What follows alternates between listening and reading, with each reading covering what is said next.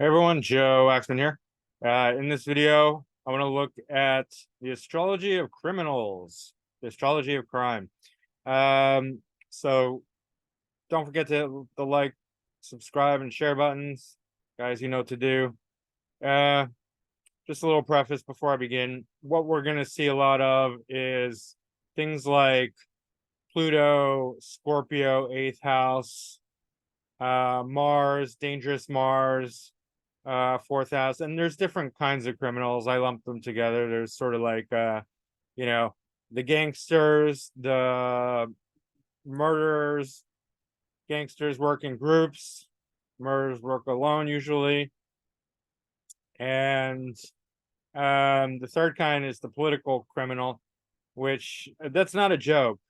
I mean, there really are politicians who are career criminals, but because they pretend not to be, I did not include that category. But I do tend to. Sorry, just want to get the focus. Um, I mean, that's kind of a touchy subject, because these career criminals fool a lot of people, and people think that when they're lying, they're telling the truth and all that.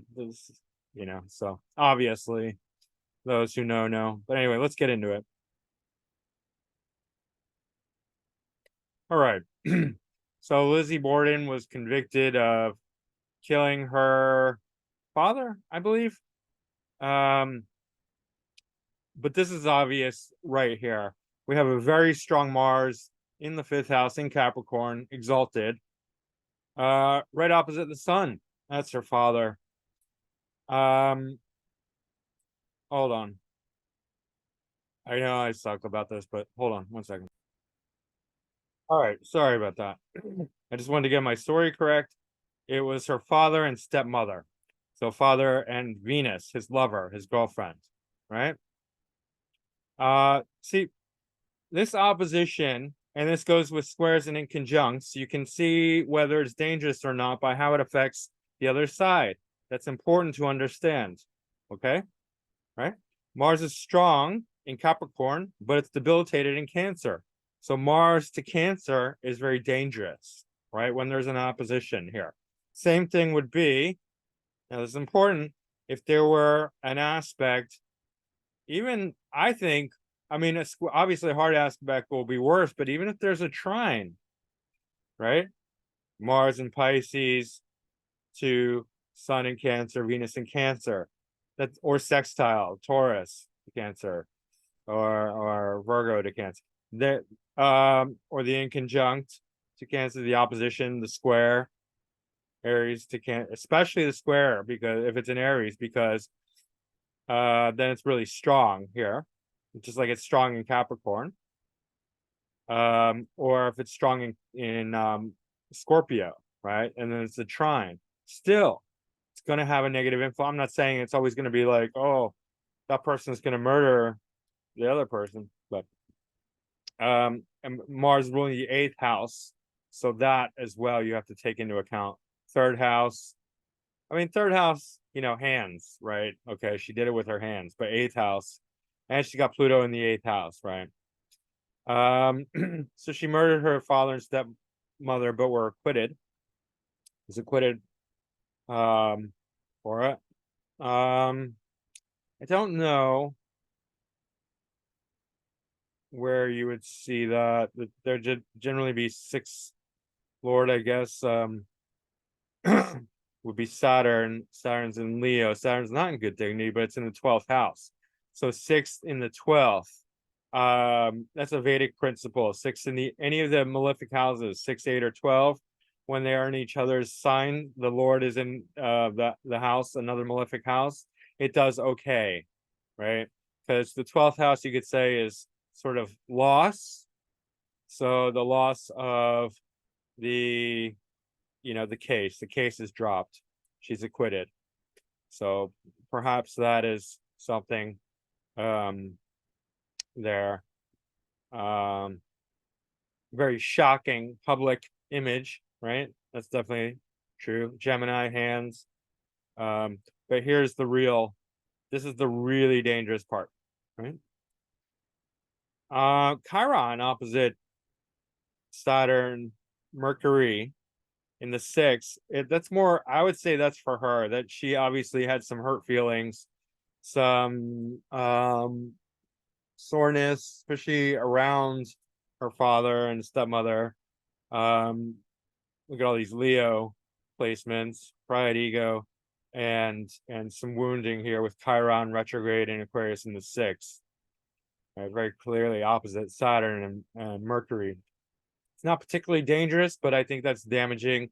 Also, look, Sun is in conjunct Chiron, so she's getting she's getting mentally, as Aquarius, mentally um hurt, wounded uh through her father's relationship with his stepmother, I believe.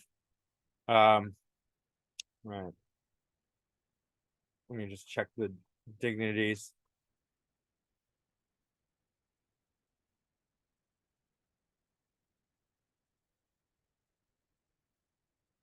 All right. Sun and Moon, mutual reception. That's 11th and 12th. Community loss of community. 11th is in the 12th. She was estranged. I think after she was acquitted, she was, probably estranged from her community, was sort of like an outcast, a foreigner, 12th house. In any case, let's keep going. There's not as many people on this list as you can see. I mean, obviously, because there's not as many famous criminals, or at least that I could find, with birth times. That's important. There were some criminals who I wanted to put on the list, but no good birth time, so I avoided them.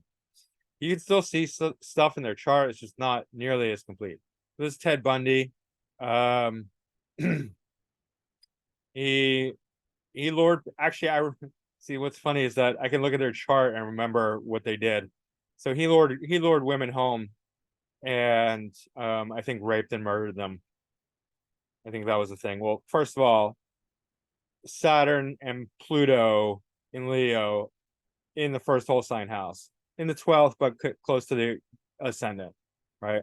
So Saturn and Pluto together are hyper serious. That's the way I put it. Hyper serious because Saturn is strict, authoritative, denying, wants you to work hard, says no, wants you to be more mature, restricts everything, especially in a sign like Leo. It is retrograde. Pluto is so obsessive and intense and just makes everything more important, right, for the person, right? So now this person is becoming obsessive about their Saturn in Leo, which Saturn in Leo is quite dictatorial because it's similar to Saturn in Aries, where Saturn wants to rule, wants to have authority. That's its natural inclination. Leo is all about grandiosity, but where they both come together is sort of leadership roles. Leo wants to lead by royalty, right? Leo feels royal, so it's just like walking around with the crown and the long flowing cape, and it's like, adore me, I'm a Leo, right? And Saturn's like, you will listen to my authority, right? And Pluto's is really intensifying both of those aspects. So the pride, the ego, the rulership, the authority, it's super heavy-handed, super serious. That's the first thing. And retrograde shows that, well, Saturn's retrograde especially, definitely not one to bow down to authority or the law. He's his own authority, right? So this is very egotistical here. Now, Sun is in Sag with South Node, Mars, Moon. So Mars and Moon always is a difficult combination, right? And you have to look where, what sign and what's happening with the dispositor. Here, the dispositor is going into Scorpio in the fourth. That's not very good. So the energy of the fifth, romance, women, obviously, Sag is very like, it's got the swaggitarius, right? Very easygoing, very chill, very, hey man, how's it going? There's a lot of confidence and like style and charisma with Sagittarius, right? It's almost like a Leo with a lot of flair, Sag. and high-mindedness. But the Mars to Moon, especially for a man who is hyper aggressive already, is a bit predatory, right? It's not so much if they're, they don't have the ability to act on that. They're not going to portray that, but we'll see this more often with Moon and Mars.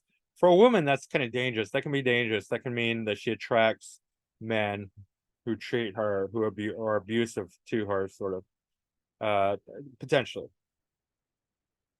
The South Node shows that there's a lot of confidence here, a lot of familiarity, but also a sort of departure from the norm. Especially South Node Sun shows somebody who really is not caring about their worldliness, because Sun is really our relationship to the world, right? And South Node shows a detachment, a letting go. So they become sort of non-conventional, off the beaten path. They want to do things in very different ways, non-worldly, unorthodox ways, kind of thing. Bohemian, just very it could be many different things. Moon Uranus opposition, that's pretty intense, and definitely would create a lot of friction. Well, potentially. It's also, notice Uranus is retrograde. It's in the 11th house. This is quite brilliant, in fact. So I'm sure Ted Bundy was very, very intelligent.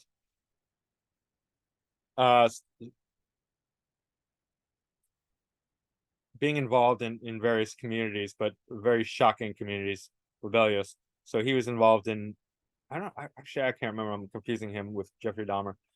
But in any case, there's a certain mental instability there as well, being so rebellious, opposite the moon. Uranus is also in conjunct Mars and Scorpio, or sorry, Venus, rather. Venus and Scorpio, and Mercury, but mainly Venus. So his relationships were quite shocking. We could see this, the shocking Venus relationships. But so fifth lord romance going into the 4th house, where it's in Scorpio. Venus and Mercury are in retrograde. A lot of retrogrades here. And this is where he did harm to women. Venus and Scorpio primarily is the one that's really out of dignity. And that is further harmed by this inconjunct to Uranus, right? So this Venus is really, really in rough shape. It's the 3rd lord and the MC. So career, bringing women home and doing bad things to them. Scorpio, I want you to understand, is, for an uninvolved person, a very dangerous sign. Here's why. Scorpio, in their negativity, is full of hatred and venom. I know I said it, and I'm Scorpio rising, and a lot of people love Scorpio, and because it's so powerful. People love Scorpio because it's literally the most powerful sign. But in the lower vibrations, it is very dangerous. People with lower consciousness, because they're full of venom and hatred, and there's a readiness and willingness to use it. Now, as the Scorpio evolves, and you can't just tell this, it's not an easy thing. In fact, I don't know anyone who can. Jeffrey Wolf Green even said, like, you can't just look at a chart and tell how evolved somebody is, right? You can't. At least I can't. Maybe some people can. I can't. I don't know how. But if a person's more evolved with Scorpio, then they're not going to have that much of that venomous quality. When I say venomous, I mean dangerous, right? Scorpio wants to hurt people. Venom, when I say venom, like in the animal, it's, the Scorpio venom has the actual venom. In a person, they don't have actual venom. They're not actually gonna, prick you. Well, they might if you're like Bill Gates or something, but mostly it's symbolic venom, where they're ready, willing, and able to hurt someone, right, deeply. And that's like part of being a Scorpio, is going through that, realizing we have that power, I'm not Scorpio sun, but I am 8th house sun in Venus and a Scorpio rising, Scorpio north node. Any case, whatever Scorpio combination you have, it's realizing there's that willingness to really hurt someone, right? That's what makes Scorpios very formidable, is that desire, especially the unevolved, the lower aspect, right? I'm not talking about the mature side. That desire, the ready willingness and ableness of really being able to hurt someone, like not just wanting to, but knowing how. Right? That's what makes Scorpio so difficult, especially on the lower end. So that's why we're going to see a lot of Scorpio and Pluto with these criminals, because the unevolved Scorpio is criminal. There's no other sign that wants to control and dominate another person. The only sign that wants to control and dominate another person is Scorpio, right? So that literally translates into crime. If there's a house of crime, it's the 8th house. If there's a sign of crime, it's Scorpio. If there's a planet of crime, it's Pluto. Take that to the Astrobank, whatever that is. It's a lot of retrogrades. So he's very rebellious. Pluto seems very slow. Let me check that. Mars and Jupiter have mutual reception.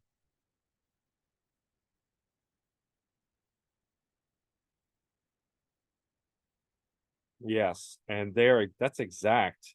Did not even notice that. So 4th and 5th house changing places. 4th and the 5th, 5th and the 4th. 4th, 5th, romance, home, dungeon. I should say dungeon. When Scorpio is in the 4th, it's more like a dungeon. You Leo risers with your 4th house in Scorpio, you have a dungeon. Sorry. But play games, 5th house, romance, fun. 4th house, dungeon. Terrible. Let's keep going. Oh, I wanted to check Pluto. 10 days. Yeah. I've seen better. Al Capone, different kind of criminal, right? I think we'd all prefer the Al Capones over the Ted Bundys and Jeffrey Dahmers, but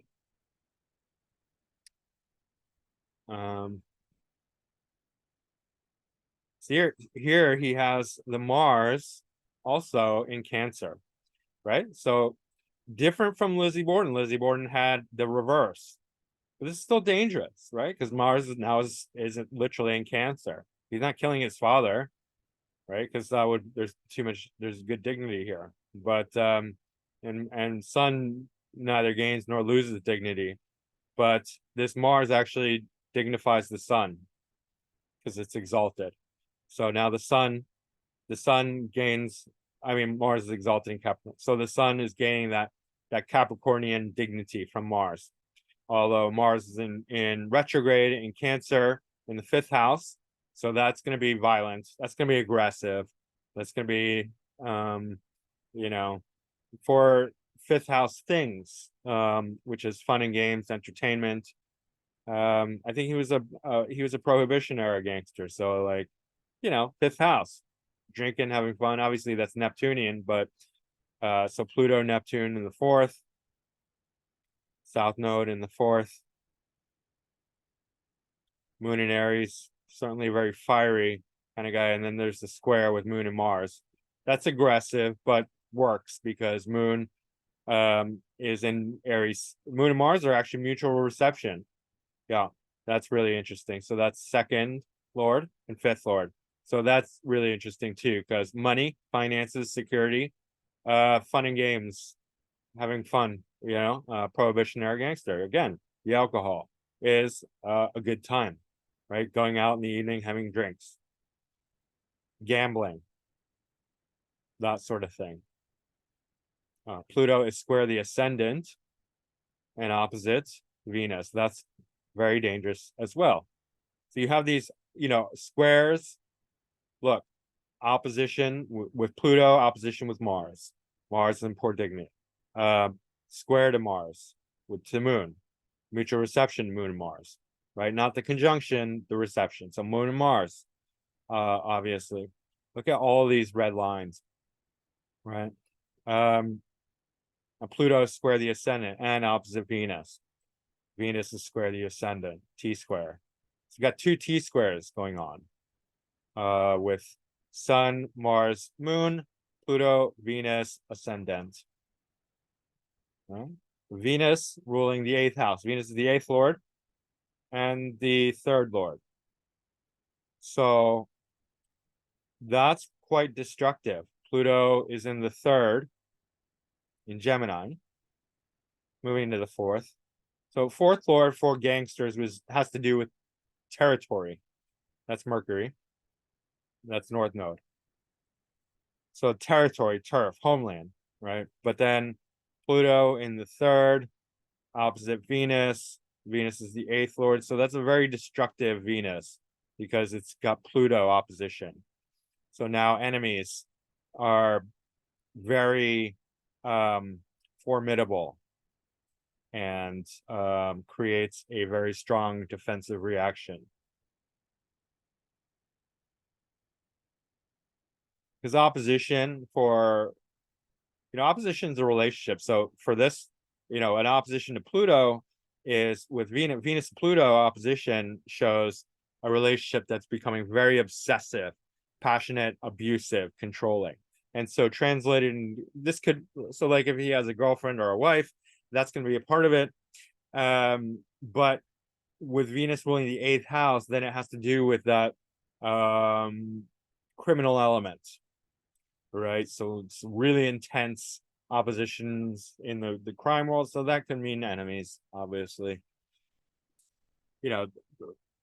Typically 6th house is related to enemies, but 8th house is too. 6th house is, they're both unequal relationships, 6th and 8th. So either way, there can be enemies. Then Pluto has a sesquicent square to the sun.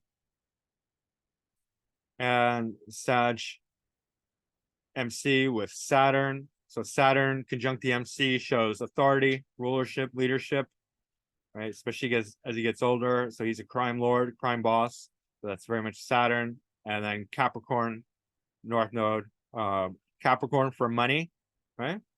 North Node in Capricorn, obsessed with money, obsessed with material gain in the 10th house. Very strong, 10th, 11th house. Yeah, crime lord, gang boss. So that's 11th house, groups, networks. Jupiter is in Scorpio, 10th lord in the 8th house. That's what that is. And if you recall, I said this is a combination of a criminal. It's what I have as well. Sun in the 8th with Sun ruling the 10th. But I translate that energy into astrology, right? But it could go into crime too. And that's why I said Obama has this. And so this is a combination for a criminal, right? And I have to be careful what I say. I don't want to get myself into trouble by being too much of a loudmouth. But definitely when somebody has their 10th lord in the 8th house and they're not an astrologer and they're not a banker, they're not working with money, you don't see them doing anything like that. There's something very, very fishy going on, right? Secrets hidden. They have dealings, secret dealings. Better believe it. And that's going to be a major part of their life. In any case, this is a combination for crime. Not only is it Scorpio, it's also in the 8th house, right?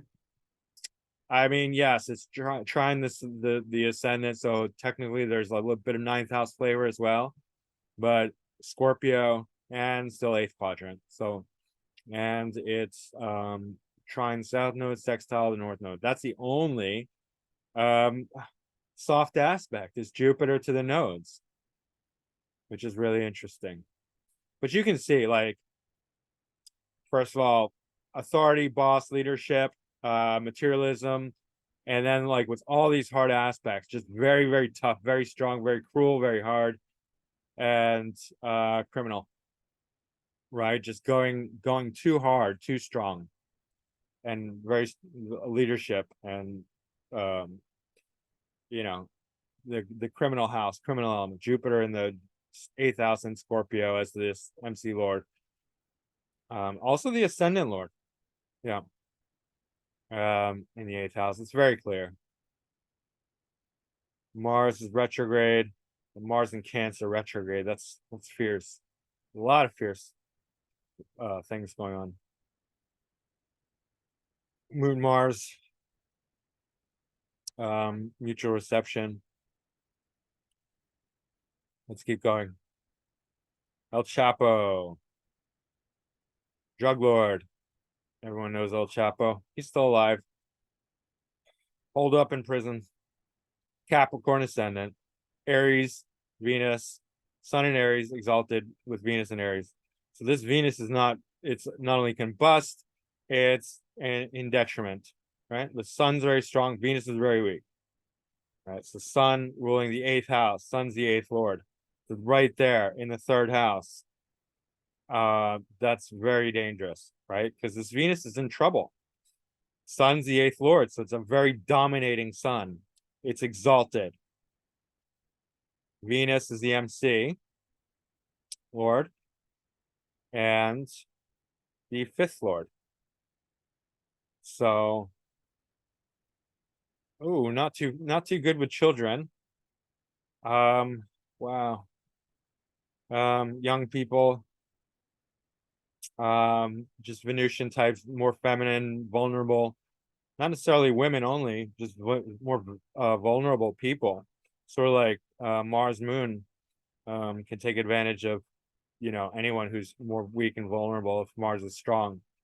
So similar. Sun is very strong in Aries and really dominating this Venus.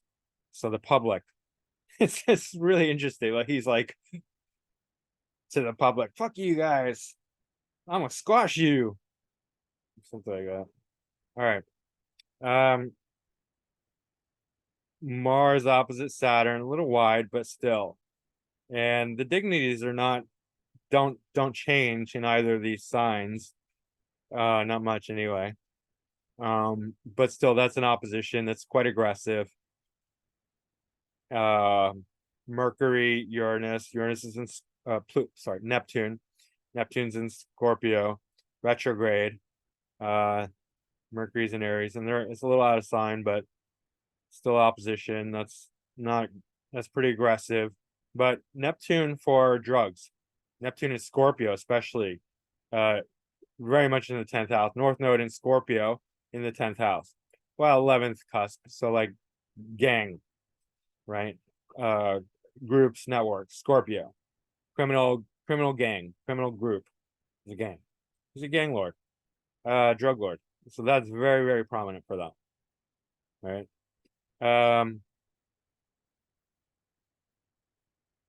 Jupiter's in Virgo in the 9th. So retrograde. So definitely not religious. His philosophy is going to be cold, clean, academic, and not very far-reaching because it's in Virgo. Jupiter does not do well in Virgo, and it represents his beliefs, and it's retrograde. Pluto's in the 8th in Leo. So that's, I mean, it's retrograde. It's in Leo. Pluto in Leo just has like this tremendous kind of egotism about them. Pluto in the 8th is in a very natural place. It gives very good understanding of for in this context for a criminal, this is excellent because it's giving like great strategy for hidden secret things. Moon Mars in the same sign again, not a great combination. We've seen a lot of this Moon Mars combinations. Mars in general, it's in Gemini. And then Mercury's in Aries, and that's a mutual reception. Mars and Mercury. So 4th and 6th lords. 4th and 6th. So that's interesting. Home turf. Home turf. He's a gang leader. He has to have his turf. And 6th house conflict. Right? Daily grind. Enemies. So let's see. Ascendant Lord Saturn is in Sag retrograde. Ascendant Lord retrograde. That's something you want to pay attention to, especially like is there a retrograde on the ascendant, or is the ascendant Lord itself retrograde, or is it conjunct or tightly aspecting a retrograde planet? Because then the person is going to be way more unorthodox, way more rebellious, way more outside the norm, going against the grain, going against the flow. And this Saturn is trine the sun exactly, which is actually good in a certain way, because now the ascendant Lord and the sun are aligned, so there's not as much internal conflict, right?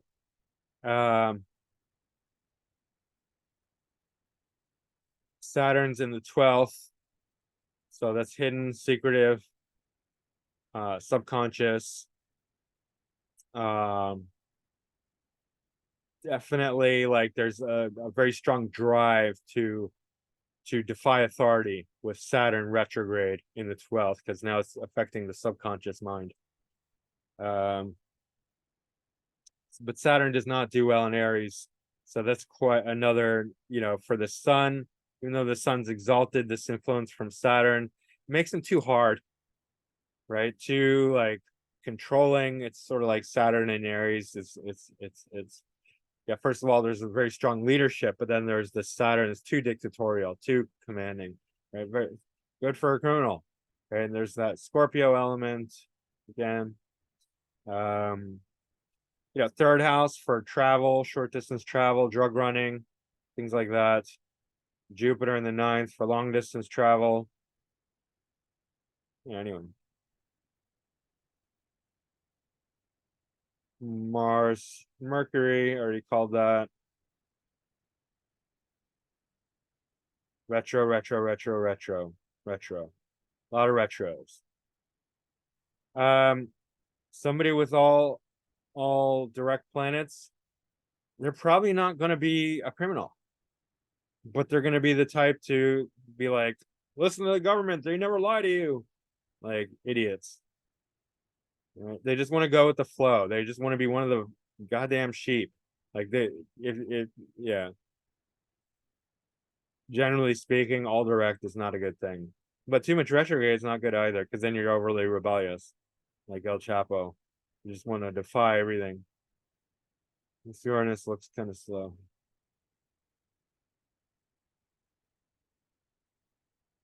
6 days. That's kind of slow. Uranus in the 7th. Uranus retrograde Leo in the 7th. That's quite shocking with other people. I mean, it's square Neptune. Definitely ability to lie, right, and deceive. And the Uranus square Neptune and Scorpio definitely has a feeling of like drugs and violence. Let's go to Jeffrey Dahmer. This is intense. These are intense charts, really intense. Okay, here we see that Moon and Mars together again in Aries, right? And here Mars is in domicile. Moon is weak. And so we often have this conjunction, square, opposition, and conjunct, where one planet's very strong, another's weak, and that strong planet is dominating the weaker planet, right? Usually, Mars or Sun or Pluto or Saturn, and then a weaker, more feminine planet. Not weaker, but a more feminine planet, more vulnerable planet, like Moon, Venus. Um, could be others as well. Sun, even to Mars. Right? Right here, Mars is aggressive towards Moon in the house of others. So he's coming from the 6th, so he's acting more like a subservient, like service oriented, like, oh, let me help you, let me do things for you, and then he attacks the Moon. Moon for Jeffrey Dahmer was a gay man, right? So it doesn't have to be a woman. It can be somebody who's just more vulnerable than him. So he's attacking gay men. That's the Moon, where he's the Mars. Let's see, Mars is 7th Lord and 2nd Lord.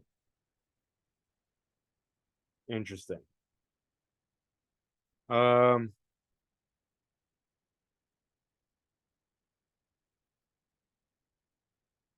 Venus is in, so he actually has a lot of eighth house planets too. Venus is in Taurus in the eighth, Sun, Mercury, and Gemini in the eighth. So a lot of eighth house. Jupiter is in Capricorn along with Saturn. So Saturn is much stronger than Jupiter in Capricorn. And they're both retrograde. So obviously he's not very religious and kind of hard, philosophically hard. Jupiter in Capricorn tends to be money oriented, success oriented, at least cold hearted. Hitler also had Jupiter in Capricorn, but so let's see. Venus is the ascendant lord. Venus is in the eighth. Ascendant lord in the eighth. MC in the seventh. So his career, his public image had to do with other people, which it did. And he himself was in the eighth house, along with Sun.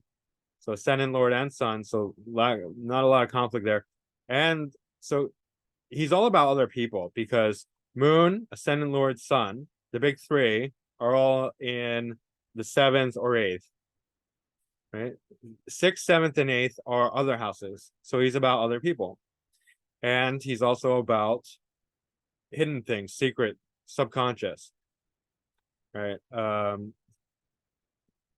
With Pluto, you can't ignore that, even though it's not, some people say only 10 degrees, only 15 degrees. Doesn't matter. As long as it's in the same sign, it's still going to have that influence. Because we know that because look what he did. I mean, he's hiding, but then he's like collecting their bones, he's cleaning them, Virgo, right? Like the dead, that's Pluto. So you want to look at the house and sign where Pluto is in and see what else is there. That's going to be influence, even if there's not a conjunction, right?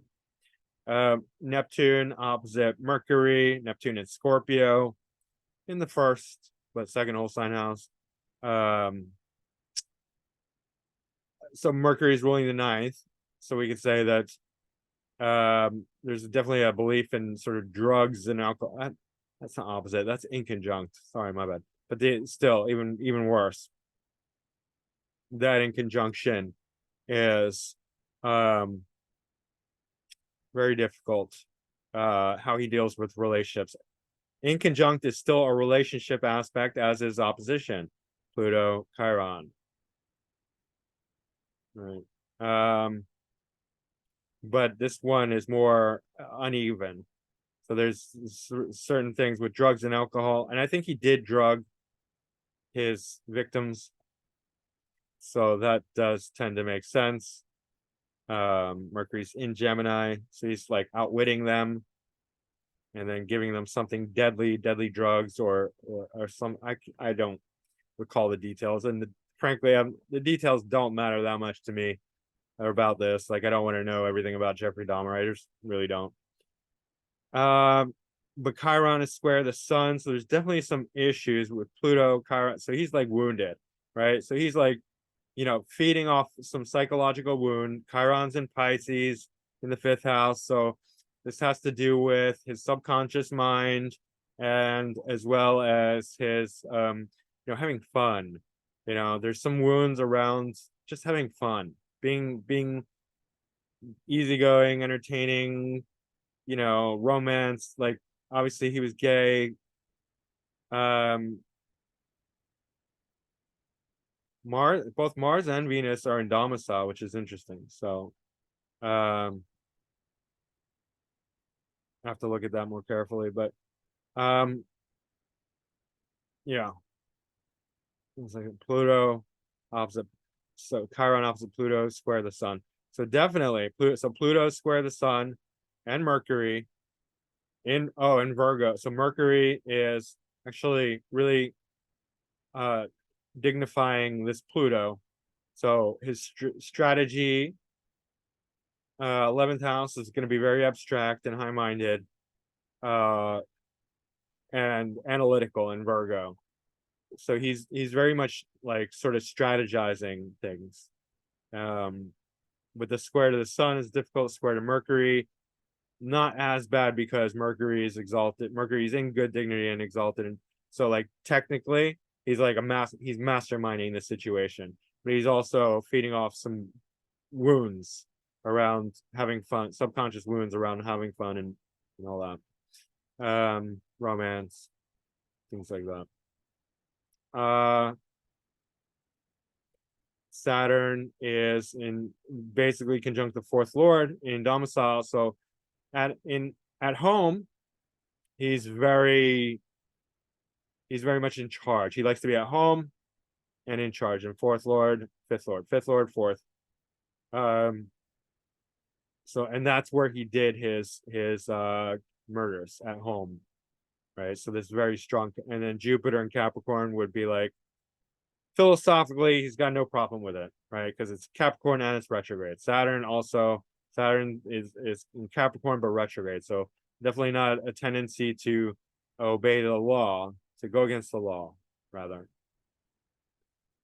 Jupiter, Saturn, and then look. Oh no, his Mercury's very fast. That's good. Sorry, got ahead of myself. Neptune, drugs and alcohol. And then Venus and Mercury and Saturn and Mars are all very strong. So Venus gets the most points, but it's in the eighth house. So remember I said about the eighth house. It's a house of criminality as well as Scorpio. Scorpio. Okay, let's keep going.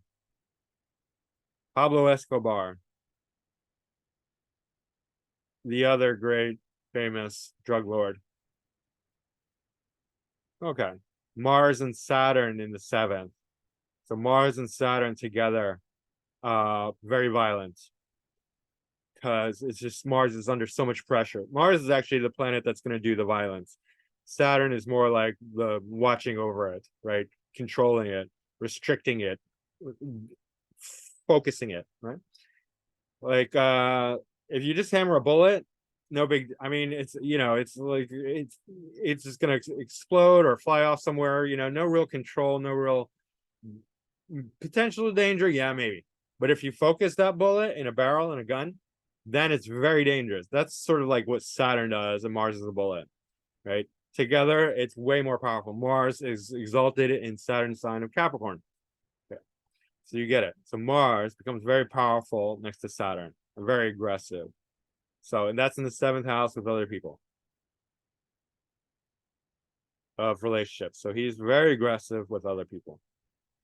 Sun conjunct the MC along with Chiron and Mercury.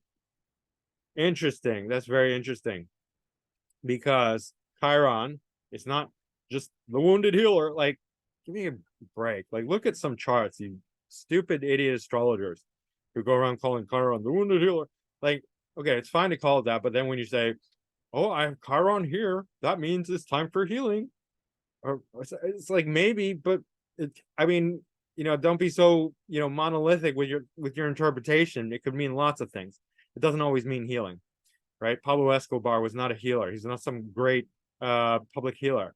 What he was, I mean, what Chiron can represent is something very strange, like a mythical beast or a superhero or an artistic creation that's never been seen before, like something weird, right? So his public image was something chironic, something just like, I don't know what that is. That's weird. That's strange. That's odd, right? So there's that element. Ascendant, so Pisces ascendant with Jupiter in Aquarius at 0 degrees, so 12th house. And so very secretive. 12th house, you could say 11th house, so like gangs, networks, groups, that also applies. Aquarius also for that. Yes, but 0 degrees, but 12th house also. Venus in Capricorn, a love of money in the 11th house. North Node in Aries with Moon. So there's that Aries element. South Node, Neptune, 8th house. So 2nd house, 8th house, and that's really significant, right? 8th house past with Neptune, drugs, great familiarity there. And then North Node, Moon. Moon is satisfaction. Moon makes us happy. And that's fifth lord, funding games, entertainment. Uh Uranus is here. Uranus is trying the ascendant, retrograde, so very rebellious, right? So that's casting that retrograde Uranus right under the ascendant with the trine, showing that he's very naturally rebellious. So Uranus is rebellious anyway. When it's retrograde and in some way influencing the ascendant or ascendant lord, it's like plus Jupiter's in Aquarius. It's um forget it. Like that's too much rebellion. He's not going to be a part of society. He's going to rebel, and he's going to be very aggressive with other people. He's going to be pulling in the that drug money. You know, eighth house south node with Neptune, and he's going to try and make himself happy. Fifth lord in the second through money, resources, and a very aggressive way. Aries, very strong career ambitions. Definitely can talk Mercury and Sag to his network, his group, his gang, because that's Mercury in the 10th. They love to talk to groups. They love to talk in public. So now we got Pluto in the 6th, Pluto in Leo, retrograde in the 6th. And that's actually a grand fire trine, basically. A little wide, but still.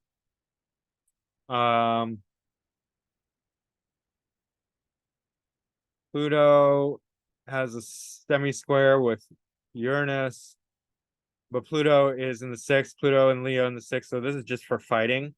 It's very, very intense, right? 6th house and 8th house are very aggressive houses for fighting, for domination, for control. 6th house is the up and comer, the contender, wants to fight for its up and comings, for what it deserves, right? Because often the 6th house is a house of service, but sometimes it gets uppity and wants to, it doesn't feel like it's getting its just desserts, so it fights, right? Pluto is a very fighty planet, especially in Leo and retrograde. And then 8th house is the home of the champ, the heavyweight champ, right? And so it only has to defend its belt. Right? This is a kite, in fact. So that's really interesting, powerful. But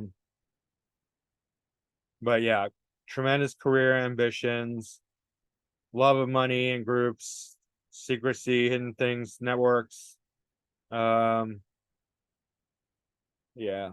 It's just very aggressive, very ambitious, leadership all over the place.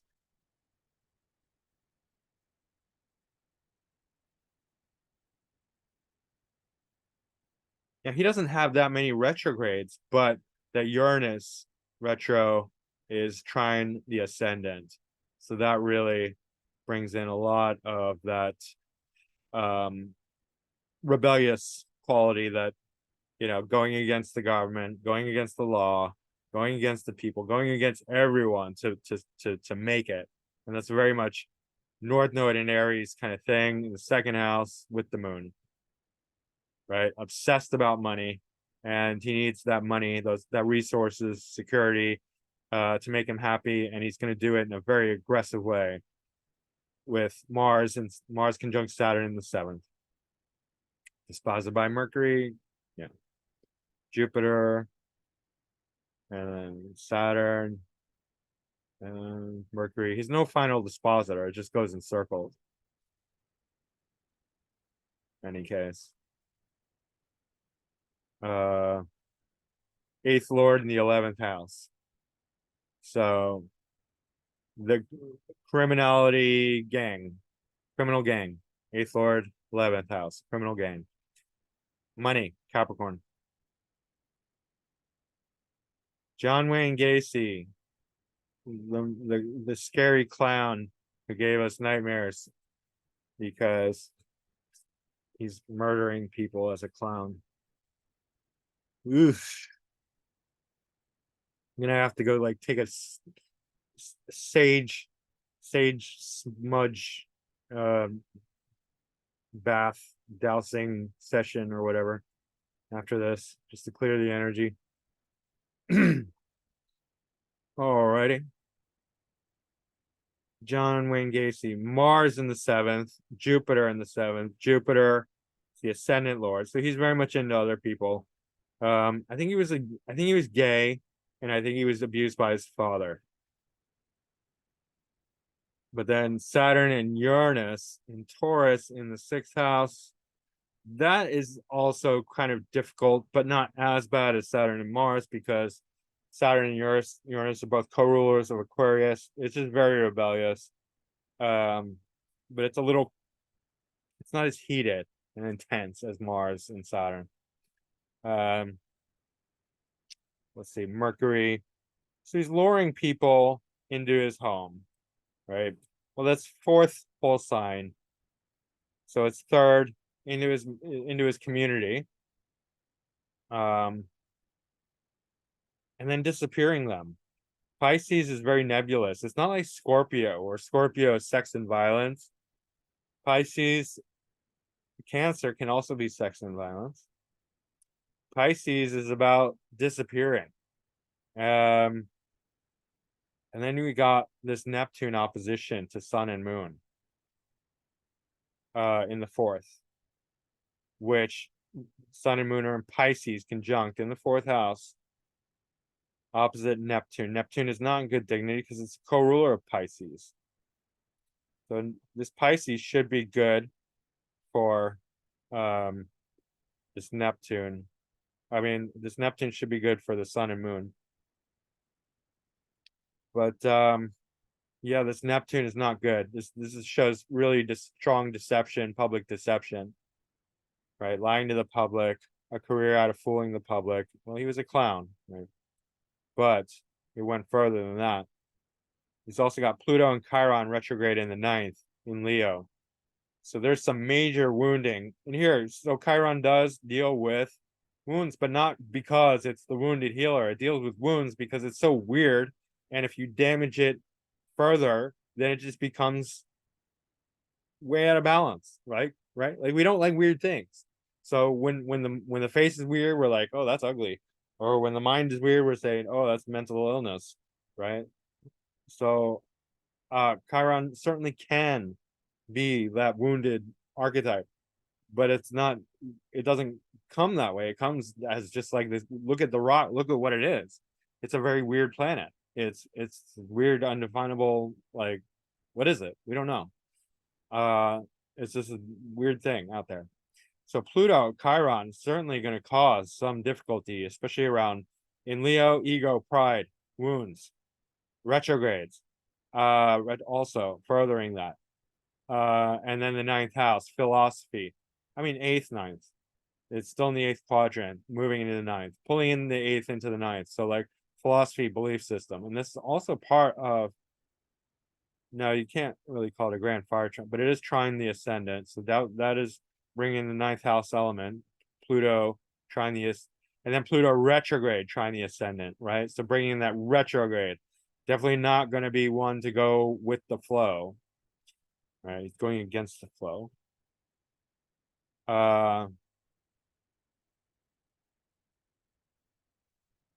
And he himself is all about relationships that come home. Let's see. Mercury is at 0 degrees Pisces, so it's in debilitation and detriment at 0 degrees.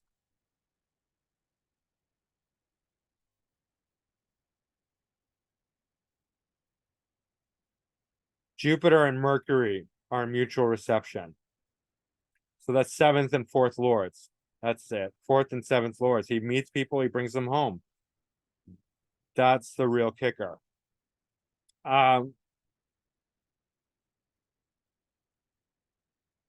This Virgo being in the 10th is opposite.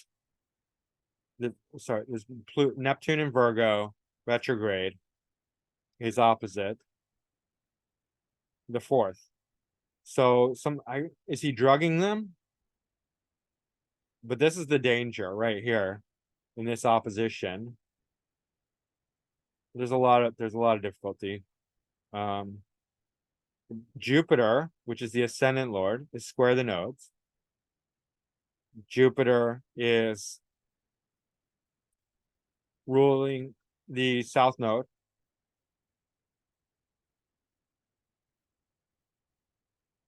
So there's a detachment to his relationships, very detached. And Pluto definitely has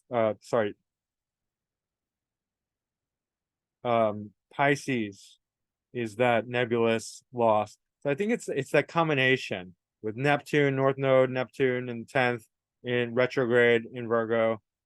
And then the Pluto, obviously, Pluto Chiron playing into it. There's a slight trine to the moon, but not really. More the ascendant. Yeah, it's really fascinating. You wouldn't guess that Pisces can be so destructive. There's another one. Saturn, Venus. But I've seen it before actually. It's not the only thing, but Pisces can lead to death because disappearance. Pisces wants to escape. And the South Node is just really furthering that detachment, letting go. Right? Was it Saturn, Venus? Yeah, so that's sixth, third. So again, relationship, neighborhood. Third is you could say neighborhood.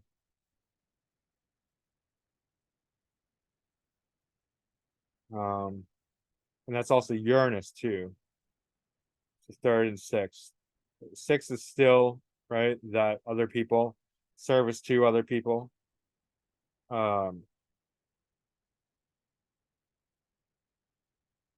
Jupiter and Gemini, obviously not in good dignity. So ascendant lord in the seventh house either wants to help people or hurt people. Guys, I gotta say that, and that's with Mars. Okay, so that's very aggressive. Mars, Jupiter, where Jupiter's in Gemini. And it can be helped. I've seen both. They both work. Either they're helping sick people or they're making people sick. That's what it is. When a planet when the first lord's in the seventh, it's not a great combination. It can be good if they decide to help people. That's where it really works well.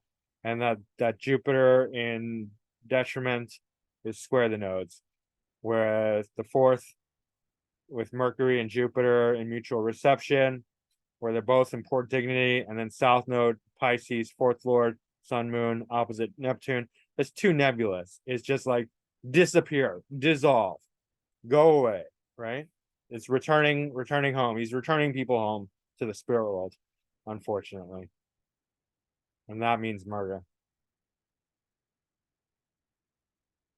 And that Pluto is retrograde to the ascendant. Trying. Ed Gein.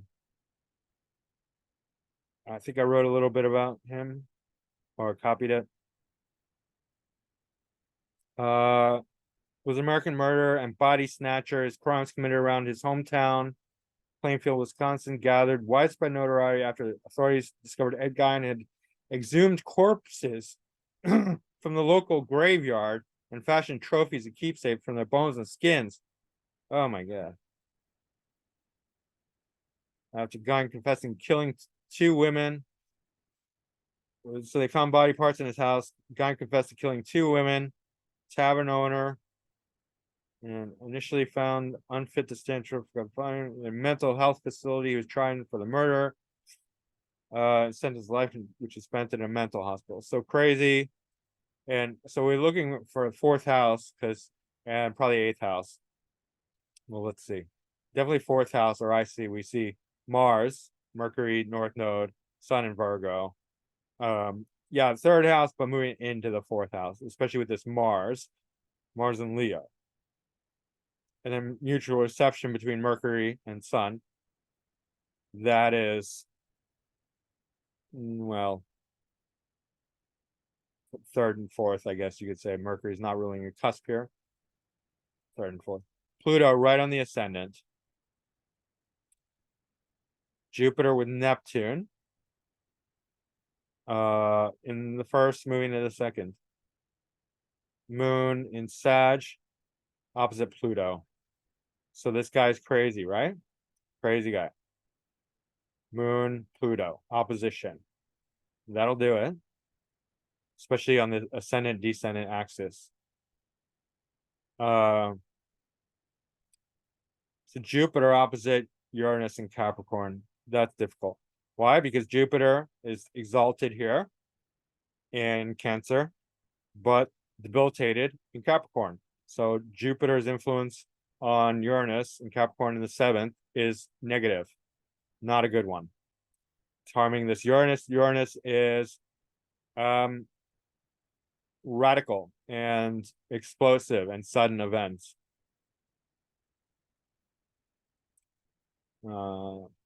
Saturn in Pisces retrograde. That's trining Neptune. Neptune is dignifying it, in fact.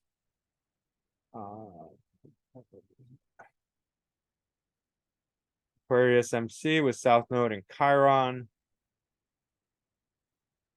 So South Node, Chiron, Aquarius, where Chiron's retrograde. Chiron retrograde, sesquisquare, the ascendant, and Pluto.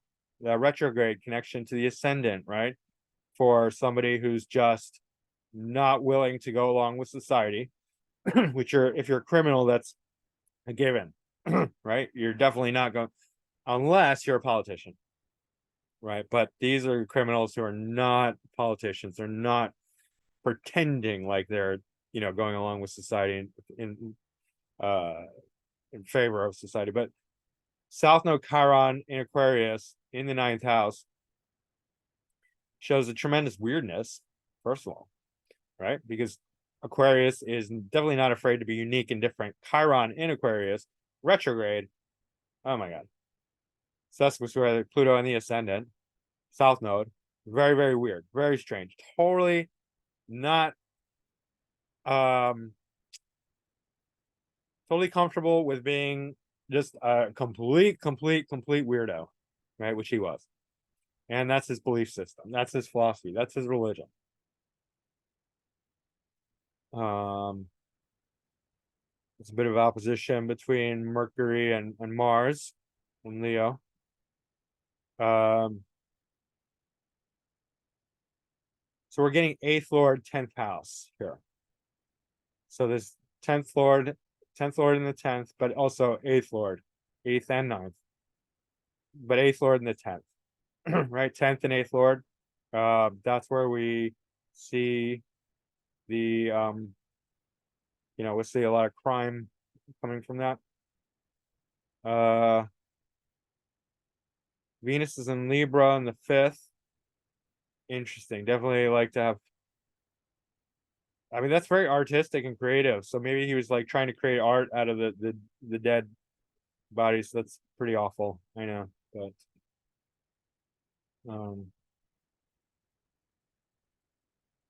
Sun is trine Uranus. So what else? So Saturn's the 8th Lord. It's digging up graves. That would be 8th house. Digging graves.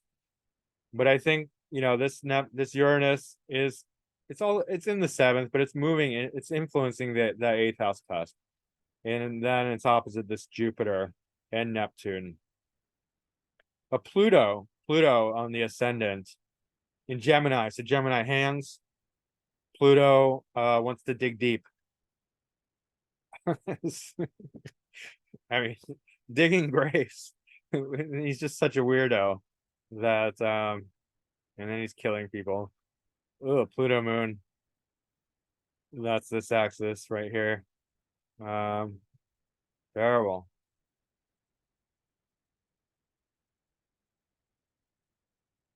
Yeah. He's just so off the beaten track and he's crazy. And yeah, this Uranus opposite Jupiter also is influencing his mind, making him a bit nuts because it's still in the first house. this Jupiter. And Jupiter, seventh lord, 7th lord in the first, is bringing people to him. He wants people, and people make him happy, and he values them as trophies. Second lord in the seventh, trophies, value, resources, other people coming back to him. Neptune in Cancer, something hidden, um, mysterious, nebulous, dead. Wait, yeah. Check the dignities. So Saturn and Uranus are retrograde, and Chiron. And Chiron's influencing the ascendant.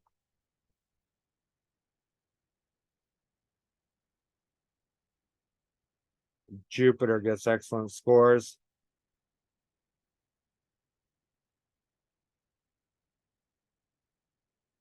Oh, Jupiter Moon. Yeah, there's that. That's it. Moon Jupiter mutual reception. He's bringing people to him with Neptune. Neptune's playing into that. Saturn and Pisces is also playing into that, where Saturn is ruling the 8th house, right? So he's bringing people into contact with this Neptune, Saturn, Pisces, 8th house Lord, Pisces, Neptune, that's disappearing act. Then we got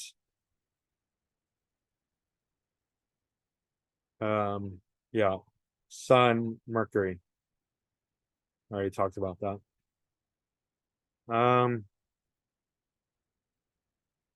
Third lord, third house could be about the local cemetery. I mean, not that Leo or Mars or Mercury has to deal with that, but local, communal, community, that's very much third house in any case. Vito Genovese. He was a crime lord.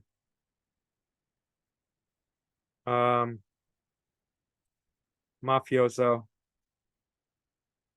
Rose to power in America during the Castellamarese War. To later become the leader of the Genovese crime family. Genovese served as mentor to many future mob bosses, including Vincent the Chin Gigante, Ford cousin Michael the fourth cousin Mike the Pipe, Genovese, and former Capo di Tutti Capi, boss of bosses, Don Carlo Gambino. After emigrating from Naples, New York boss. All right, whatever. Genevieve's main asset to mastery was his propensity for violence. Okay. Scorpio. Now, who does this remind you of? HRC. That's all I'm gonna say. This is exactly what she has. I mean, not exactly, but very similar. Of course, some different things, but anyway. Venus in Scorpio, Chiron, Sun, Mars, Uranus. Very explosive, very violent. Remember everything I said about Scorpio. The lower vibe ones, the lower conscious ones, extremely dangerous, very venomous, full of hatred and willingness to hurt people.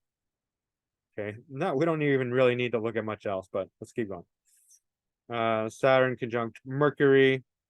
So Saturn Mercury is going to be quite scientific, and Sag philosophical, so a bit of both, but kind of hard-minded and money oriented, because going into the second house. Mars is in the first house. Mars, the ascendant lord, conjunct the sun. Mars, Uranus is explosive. Mars, Sun is very aggressive. These are all actually, there's the Sun, Mars, Uranus, all at the anaretic degree, 29th degree of Scorpio. So that seems very dangerous to me. Very explosive, very violent. And Venus and Scorpio, which is an important detriment right on the ascendant. Venus is the 7th lord, right? So People coming to him, violence. Violence towards others. Right. A Leo MC in Scorpio. Right. It's similar to MC in the 8th house, but it's in Scorpio. Moon, Jupiter in the 11th, 12th. 12th for hidden things, exotic things, drugs, crime. 12th is not like crime and explicitly, but it's all the secret hidden things, right? And death also is an association with the 12th house, as is the 8th house. Now Jupiter is a bit more in the 11th house, and that deals with the gang element, right? The group, the network. He was a crime boss. Jupiter.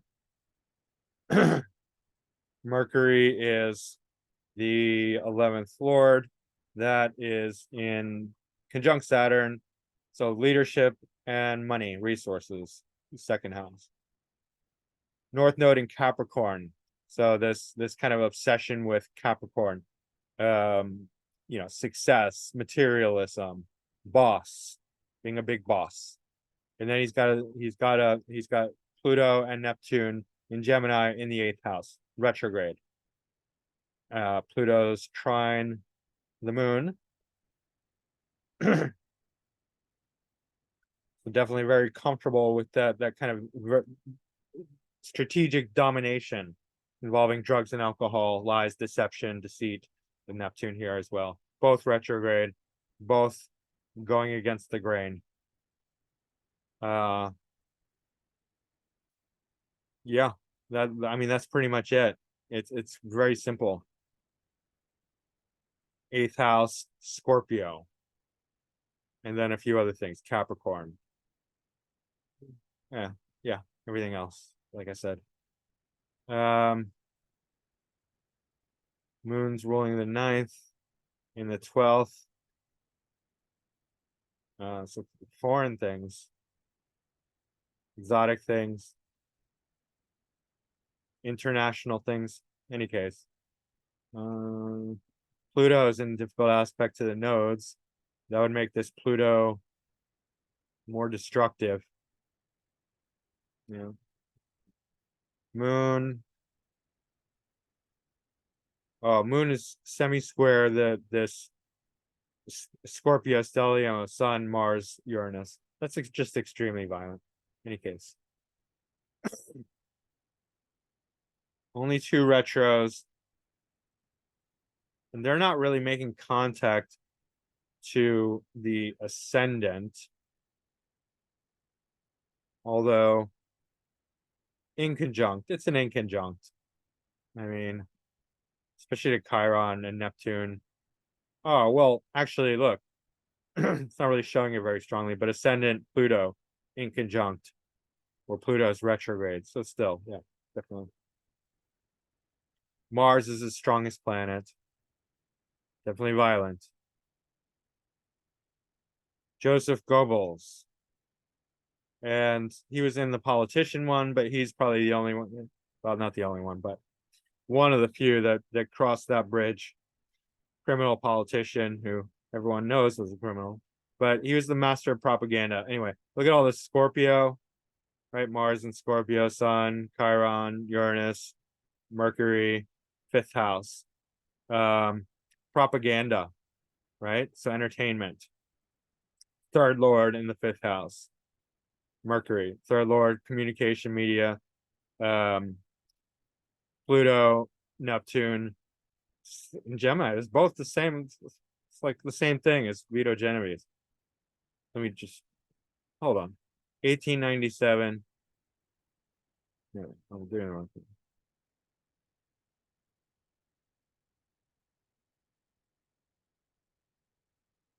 1897. Amazing. November, October. Damn. Amazing. Nodes right on the ascendant, descendant axis. So he's not Goebbels did not do it himself. He's part of a system that is an evil empire, and he just climbed the ranks of that. But you can see this heavy scorpionic element.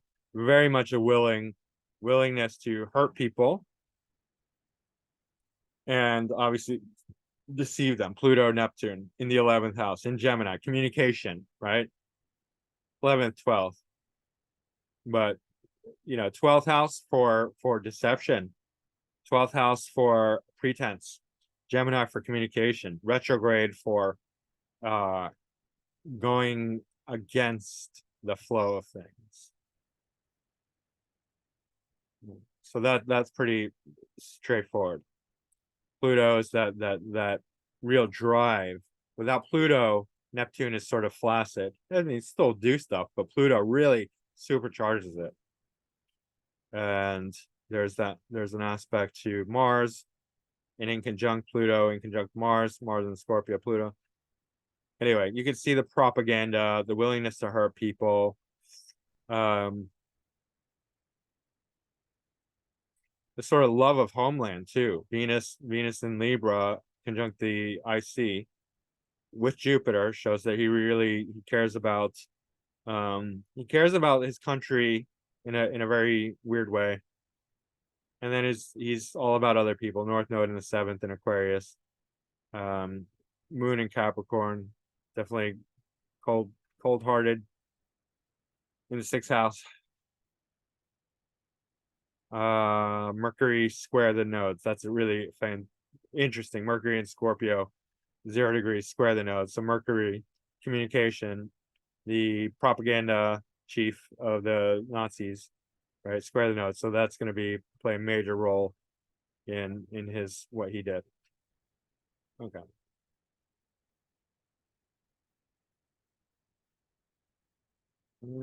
Not many retrogrades, but Neptune and Pluto. Very strong Mars again, Scorpio, very strong Scorpio house.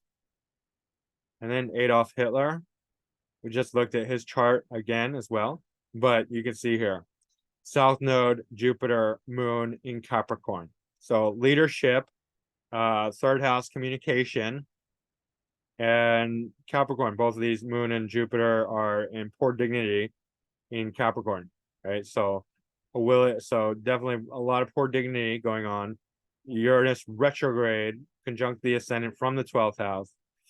So definitely not wanting to go. He's very rebellious, right? And I already explained so much of this. Saturn in Leo in the 10th, so leadership, but more like dictator. Mars square Saturn, Saturn square Mars square Saturn. But Mars square Venus, where Venus is strong, Mars isn't. But Mars in the 7th in Taurus, where Mars is in detriment because it rules Scorpio, in the 7th, wants to hurt other people. Venus wants to help other people in Taurus, but it's retrograde, so then it's a bit wonky. It wants to help people in very unorthodox ways. So I mean, he probably did believe that he was helping the Aryan race, but it's whatever, right? That's a detail. It's small, insignificant. All right, and then we got this Pluto, Neptune, similar to a lot of these other guys. Pluto, Neptune, they're not retrograde, but they are in the 8th house. So deception, communication, deceptive communication, very intense deceptive communication, criminal, shared resource, dominating, controlling, power, authority. North Node in Cancer, but conjunct Chiron in the 9th, shows that he was very philosophically motivated. But Moon's in Capricorn, right? So again, the philosophy was not very evolved. It was a very unevolved philosophy. But yeah, violence is right here. This Mars, Mercury in Aries. I mean, Sun in Taurus is not really, but Sun in 0 degrees Taurus would definitely be uber stubborn, you could say. Oh, look, the semi-sextile with Neptune. And he was doing some kind of drugs, speed or meth or something like that. So that's interesting. Neptune in the eighth with Pluto. All right. Anyway, Gemini, speed. Yeah. Venus retro, Uranus retro. Jupiter is very slow. So Saturn.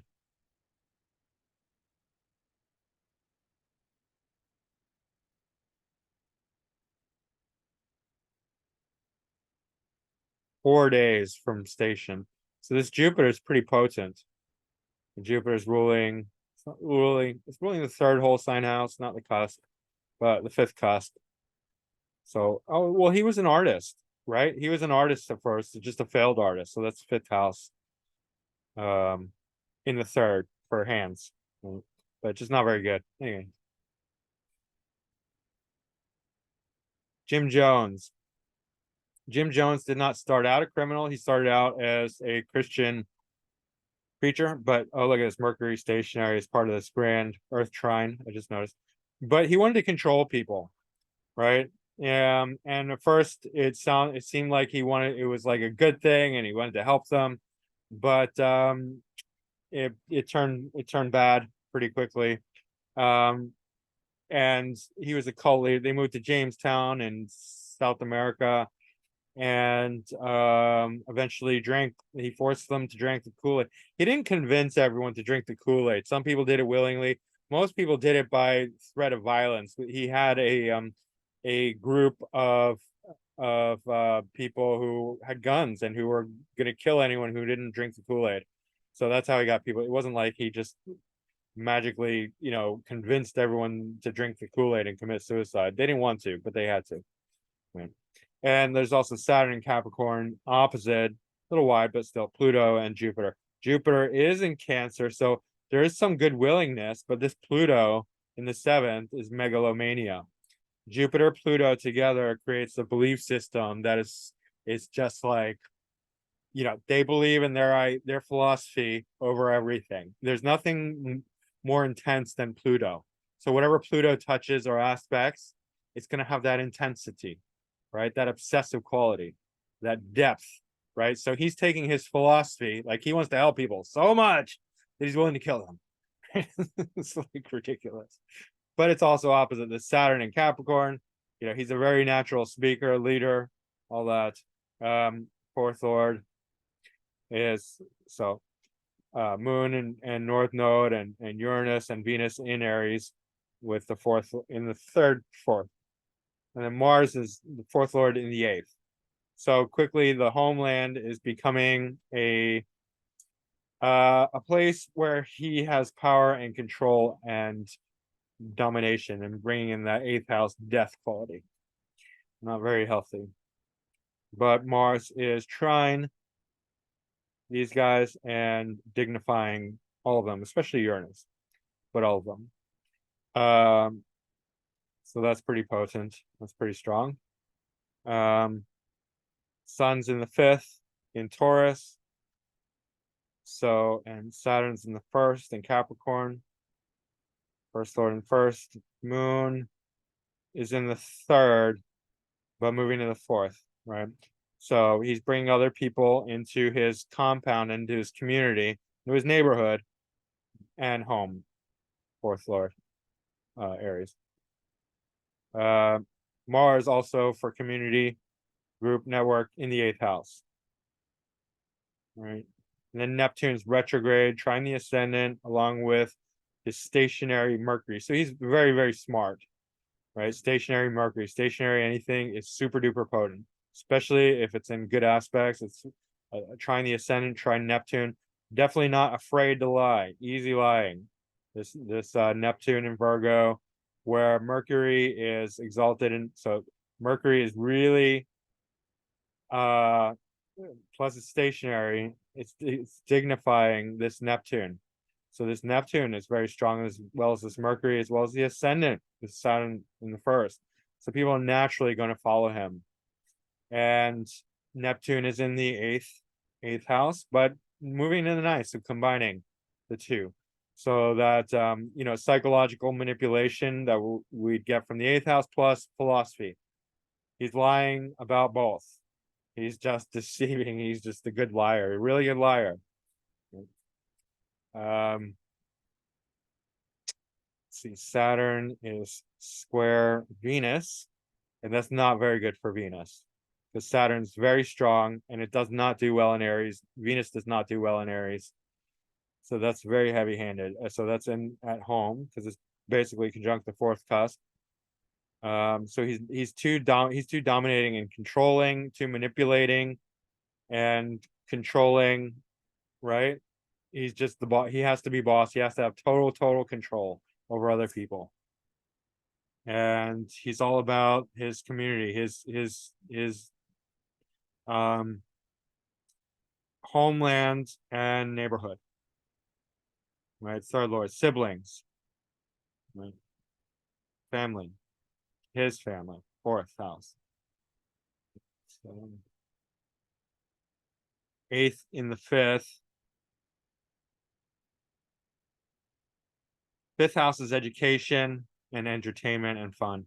He's got Sun conjunct Chiron, which is interesting. Should make him kind of weird and strange, which he was. But also very strong. And Jupiter is pretty much square the nodes.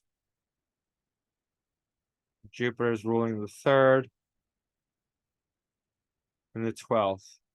So communication and hidden things, spiritual things, exotic things. So like, yeah, it's just religious type stuff, which he was. Mercury station. Mercury station are brilliant. People with Mercury station, brilliant people. Saturn's retro. Definitely not a so Mercury's oh yeah. Saturn's retro, so definitely not afraid to break the law. Your Neptune retro, definitely not afraid to lie. Neptune is pretty much station 2. Let's check that out. I mean, you think you gotta be super powerful. Yeah, it's pretty much station. Neptune as well. So Neptune is retrograde, but it's really station. So like that's amazing. Mercury station, Neptune station, and their Mercury is dignifying this Neptune. So an excellent storyteller, excellent liar with this Neptune in Virgo. Neptune in Virgo is not in good dignity, but so his spirituality, his philosophy is not going to be great, but it's going to be super well developed in a certain way. Like it'll be very much able to fool people. You have to be able to fool people incredibly well if you're going to say, hey, invest all your money in me and uproot like everything and move to South America with me. You know how persuasive you have to be to do that? Like, I don't have anything like that at all. I couldn't convince anyone of anything, basically, but he could convince people to, consider him like a messiah almost. Very powerful. Ted Kaczynski. One second. I'm going to pause it. I got a text I have to look at. Sorry about that. I'm back.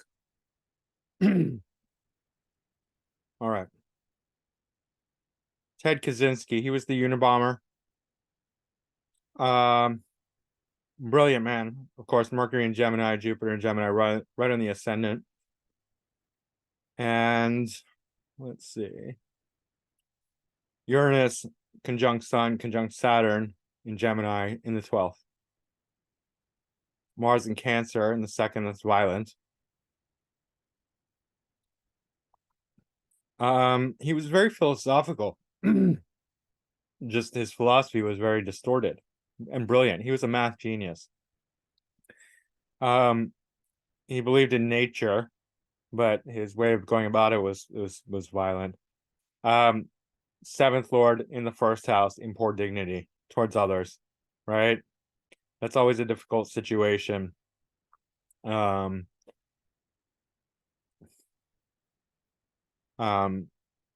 people can attract violence towards them, or perhaps sick people, You know, they could help people, but this could also be like the Ascendant Lord in the 7th, where they can help people or hurt people. It can go either way. Saturn's the 8th Lord. It's conjunct the Sun. So we're getting not a lot of conflict here with the Ascendant Lord, and Sun. So you want to look at that. And then Moon's in Leo. So Moon's in Sun sign. So that's, that's okay. Which is interesting. Sun conjunct Uranus. Uranus is what I would look to for a bomb. Maybe with the combination of Mars or Pluto. And we do have that, actually. We have this semi-square with Mars and Cancer, which is violent, and Uranus and Sun. So I just called it, yeah. And Saturn. So that's very aggressive. So he is, bombing people, obviously.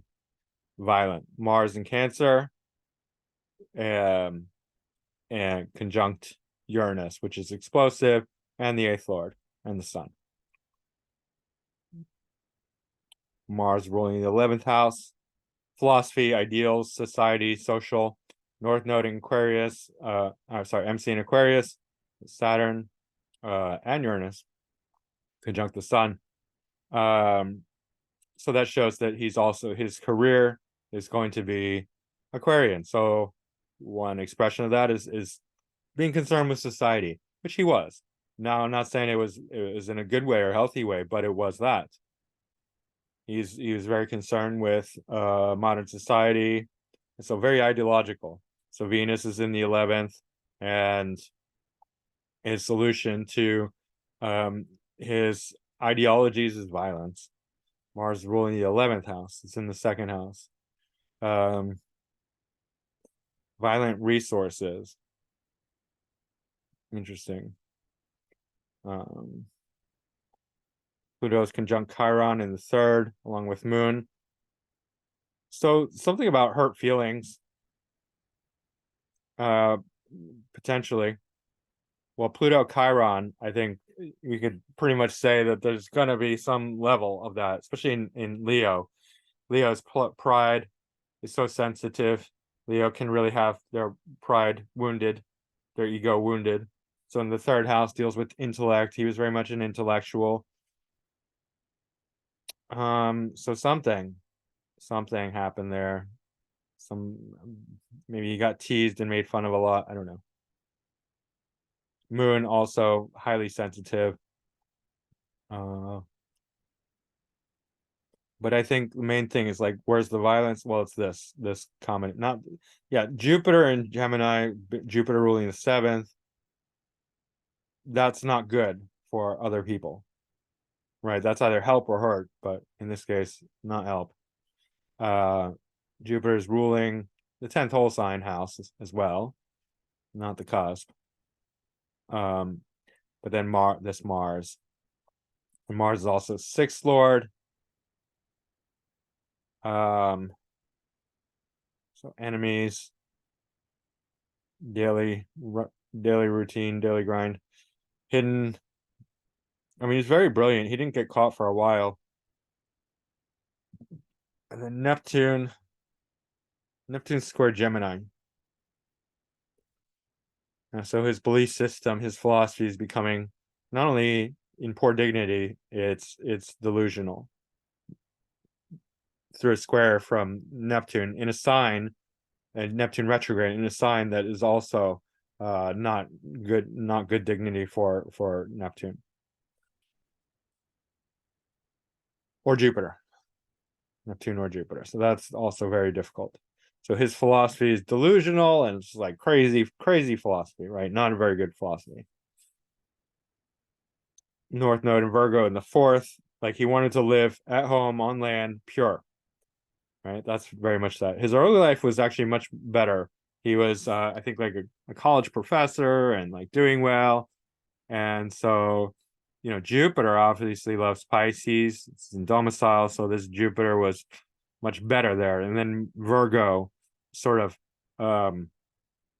strengthening the Mercury weakening this Jupiter. So his philosophy became much more delusional. He wants to go off grid at home and be, ideological, crazy, on the land.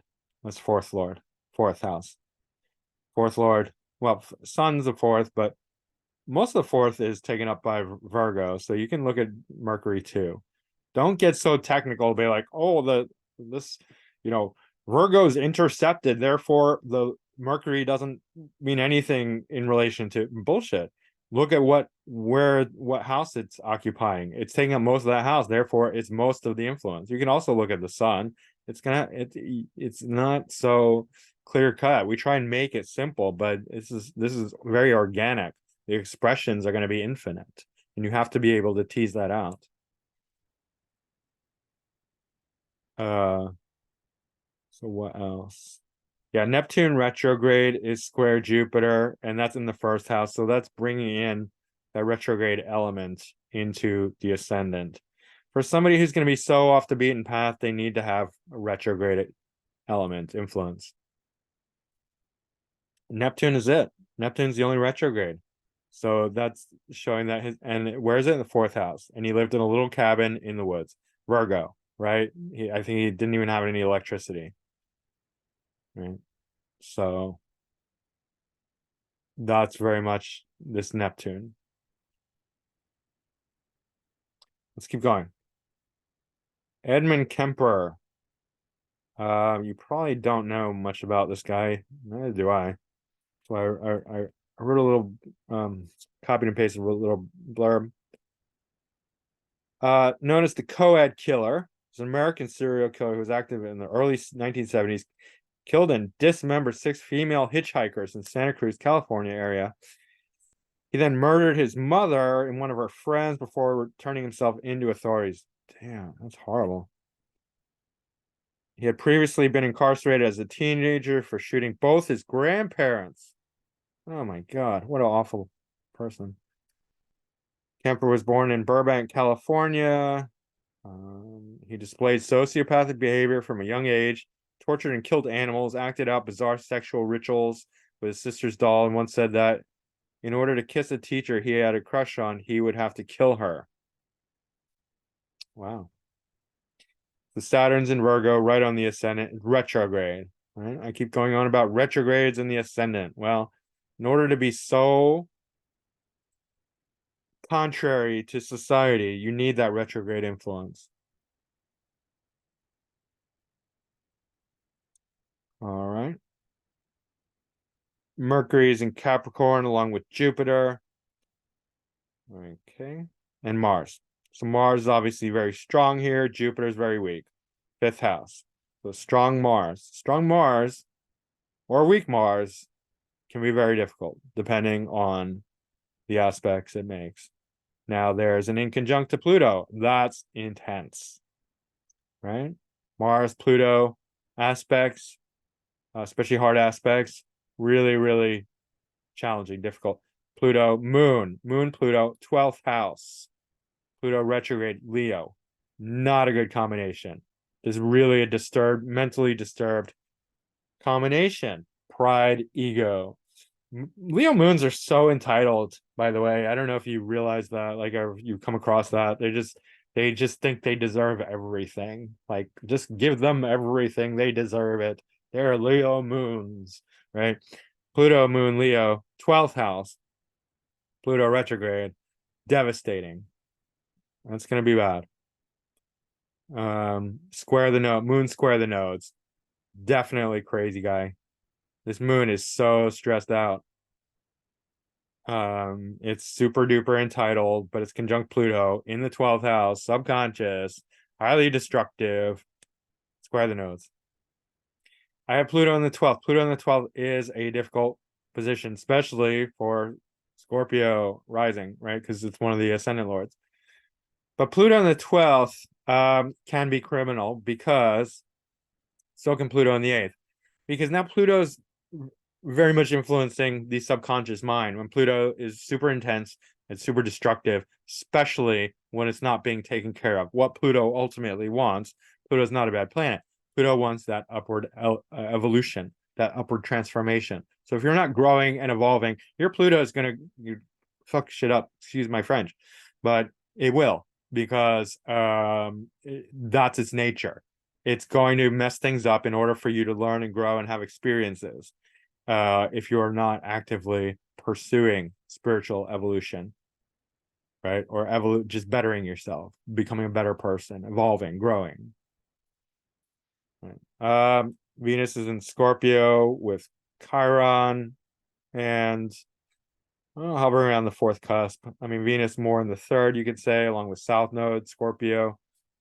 Right? Venus ruling the ninth house, so his philosophy, and second house, his value system. But then Venus is in conjunct Uranus in Gemini retrograde in the 10th house. So very rebellious career or public image. Uranus is also directly opposite the sun. So very shocking, rebellious, argumentative type person. Also Mercury playing in there. Mercury is the ascendant lord. Mercury and Saturn, Saturn and Mercury, mutual reception there. And there's a little bit of trine. Now Jupiter is receiving a benefic trine from Saturn, but from Virgo. So Jupiter is not really that much better. I mean, there's some dignity from Saturn, but Jupiter is debilitated in Capricorn and in detriment in Virgo. So this Jupiter is not at all good, not at all happy Jupiter. Jupiter is influencing the ascendant lord. Jupiter is like Hitler in Capricorn. Jupiter is ruling the fourth, so very unhappy childhood, home life, and the seventh, partnerships. Right? Remember when seventh house or seventh lord is in poor dignity, they're not going to treat people well, or they're going to deal with sick people. They're either going to help people or hurt people, right? So it's not always negative. Just want to make that clear. And then Mars, very strong Mars against a very weak Jupiter. Jupiter's seventh, so strong Mars against the weak seventh lord, so hurting other people with him. He also Mercury in Capricorn. Mercury in Capricorn is going to be much stronger than Jupiter in Capricorn because, first of all, there's no negative dignity with Mercury in Capricorn, plus ascendant and Saturn. So mutual reception between Mercury and Saturn. So this Mercury, his ascendant lord, is very strong. This Jupiter is very weak. So fourth and seventh, you can see that. And then Venus is in Scorpio, very intense relationships.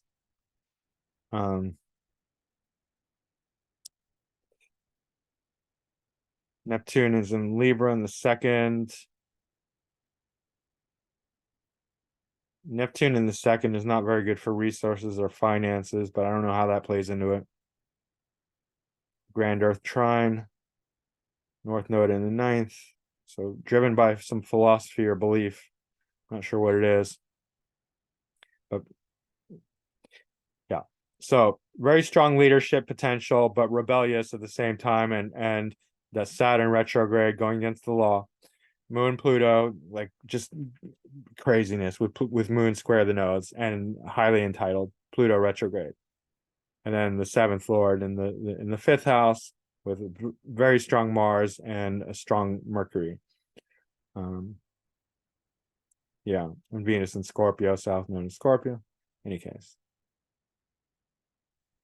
Again, Saturn, Uranus retrograde. Pluto retrograde. Mercury, Saturn, mutual reception. Ronald Cray, another one you probably never heard of. He was, I think, a British criminal. Gang lord, if I believe. Ronnie Cray had an identical twin brother. And they were the foremost organized crime leaders dominating London's East End during the 50s and 60s. Suffered from paranoid schizophrenia. They were involved in armed robberies, arson, protection racket, rabbits, they had protection rabbits. Yes, they were very fierce rabbits. Violent assaults, including torture and the murders of Jack the Hat, McVitie, and George Cornell. Nightclub owners, they mixed with well-known names such as Diana Dors, never heard of her. She's not well-known, never heard of her. Frank Sinatra, Judy Garland, as well as politicians. That gave them perceived respectabilities. In the 60s, they became celebrities of their own right, appearing on television and interviews. So what did I say? First Lord, seventh house, bad combination for, for criminality. But like I said, also, don't judge a book by its cover. Sometimes these people help sick people. So you might see doctors, counselors, therapists with this combination as well. And yeah, definitely. Pluto in the first whole sign house, but the second cusp. So Pluto in the second will be literally obsessed with money. Because Pluto is obsession. And then Pluto is square Uranus, where Uranus is retrograde in Aries. And in the 11th house. So gang banging. Shocking. Uranus in Aries, retrograde. It's going to be pretty forceful, violent, explosive, because it's bringing that Mars element. Retrograde, going against the grain. Square Pluto, it's just intense drive. All right, so that's criminal gang element. North Node in Pisces. MC in Pisces, North Node in Aquarius, Saturn in Aquarius, Saturn in the 8th. 7th Lord in the 8th house. Saturn's the 7th Lord. It's in the 8th house. These are compacted, obviously, because of the MCIC angle, but still bringing people into that deep place where he's strong. Saturn is strong here. Ascendant Lord is weak. He was paranoid schizophrenic. That's because the Ascendant Lord is weak, and it's the moon. If the Ascendant Lord is weak, the person will suffer physically or mentally, depending on what planet, what sign. But they could live a short life, or they could just live a long life with a lot of illness, or relatively long life. All right. Mars conjunct Venus, right? Where neither are in particular good or bad dignity. Uranus is also, Uranus would be more like the 9th Lord. Okay. And the dispositor of the North Node. But Jupiter is the MC Lord. That's in 4th whole sign house, but 4th quadrant. So 4th. We'll just call it 4th. Conjuncting the 5th cusp, but Moon and Mercury, Sun and Mercury are in Scorpio. So we have that Scorpio element. So nightclub owner, fun, entertainment, right? That's 5th house, but in a very dark way. Neptune in Virgo. Neptune co-ruling Pisces. Neptune is not in good dignity in Virgo. So, Neptune has a Jupiterian flair. It deals with higher, spirituality, but at the lower end is drugs, alcohol, and lies and deception. It's square Mars. So that shows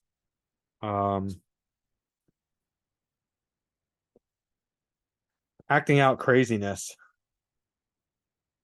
right? Especially with Neptune and poor dignity in Virgo, square Mars. Mars is physical.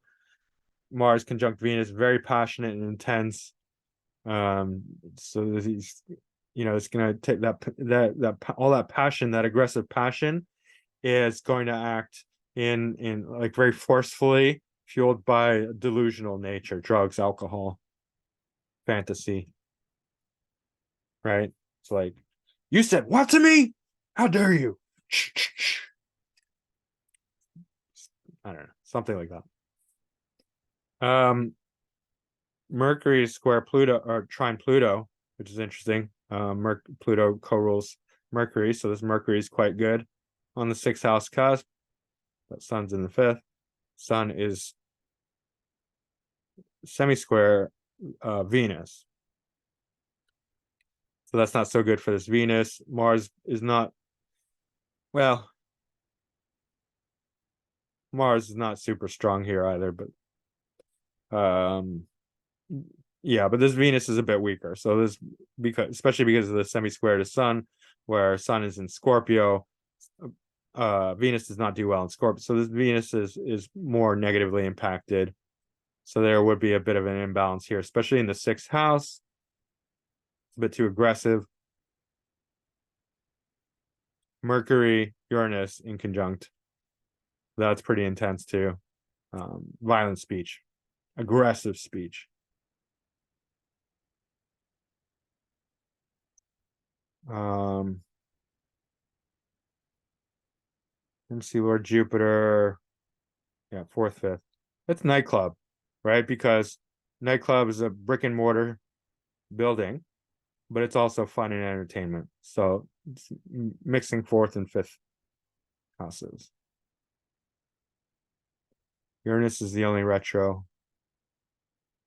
Well, Chiron. And Venus and Jupiter.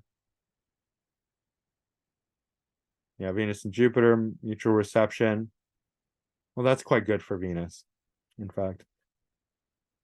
So, like they were so this guy, Ronald Cray, obviously has a legitimate business, a nightclub. A nightclub is not an illegal thing. It's a real business, right? So Jupiter and Libra, with mutual reception with Venus and Jupiter. But then they became criminal, especially with this debilitated moon, this or detriment moon in the seventh, which is the ascendant Lord, Pluto in the first, second, Saturn in Aquarius in the eighth, seventh Lord in the eighth. Right? That's what I have, but it can show like a death of the partner, or it can show that you're bringing people into the eighth house, which is, in this case, the criminal world, secret, underground, hidden quality. Moon is not only in detriment, it's sesqui square Chiron in Gemini, where Chiron is in the 12th retrograde, and that's another very difficult aspect for the moon, for the ascendant Lord. That's kind of like crazy element, because weird, intellectual, retrograde, going backwards, and then 12 subconscious. So it's schizophrenic. And the square with Pluto, that's pretty violent, heavy duty, and Mercury. And what else? North Node Aquarius in the ninth. So Aquarius would relate to that group and network. Yeah, so like definitely ties into the nightclub thing, because there's that communal element. Well, Saturn in Aquarius in the eighth. All right. Saturn trine Jupiter. And that's going to be more success for them as far as like nightclub owners, right?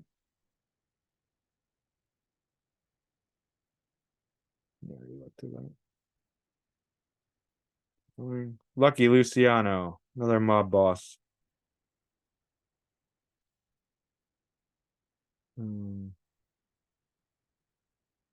Sicilian American mobster Luciano is considered the father of modern organized crime and the mastermind of the massive post-war expansion of the international heroin trade. Time magazine has named Luciano amongst top 20 most influential builders and titans of the 20th century. Okay.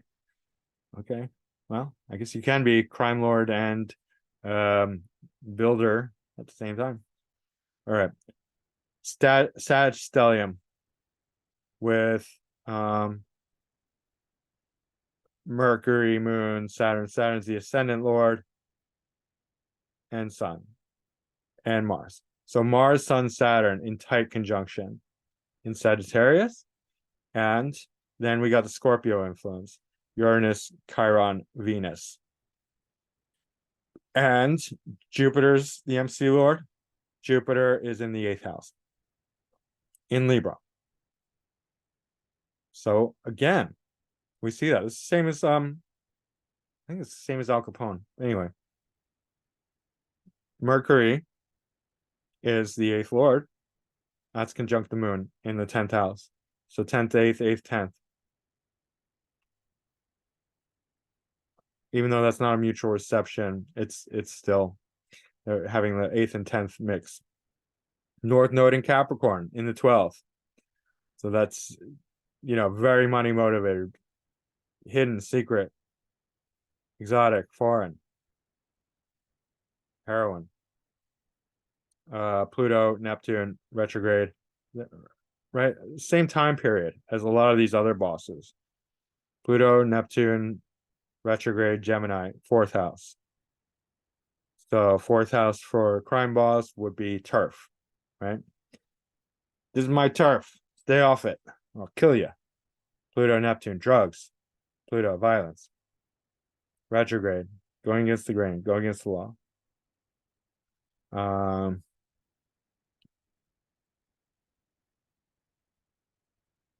see here. I mean, it's pretty simple. We got some inconjuncts here. Chiron, Neptune, mainly. But also some opposition. Pluto, Mercury, but all of the Sag is opposite, right? So Pluto opposite all of the Sag, more so towards Mercury end, but and then Pluto's retrograde opposite the ascendant lord, and Neptune as well. But Neptune is more relating. I mean, I guess you could say being conjunct to Chiron, but then Pluto is in conjunct to Venus. Venus is the 9th lord, and the 4th whole sign house lord. So home and philosophy, belief. Yeah, I mean, just very, very strong public image, career, and then crime, 8th house, Jupiter.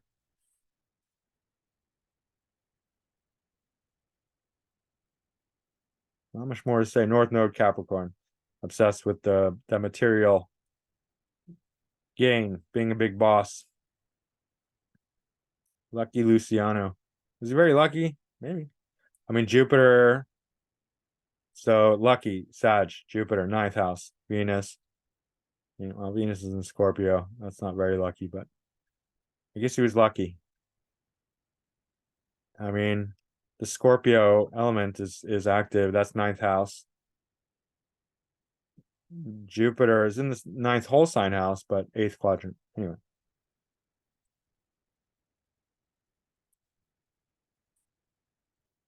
Moon's a little out of bounds. Nothing much to see here.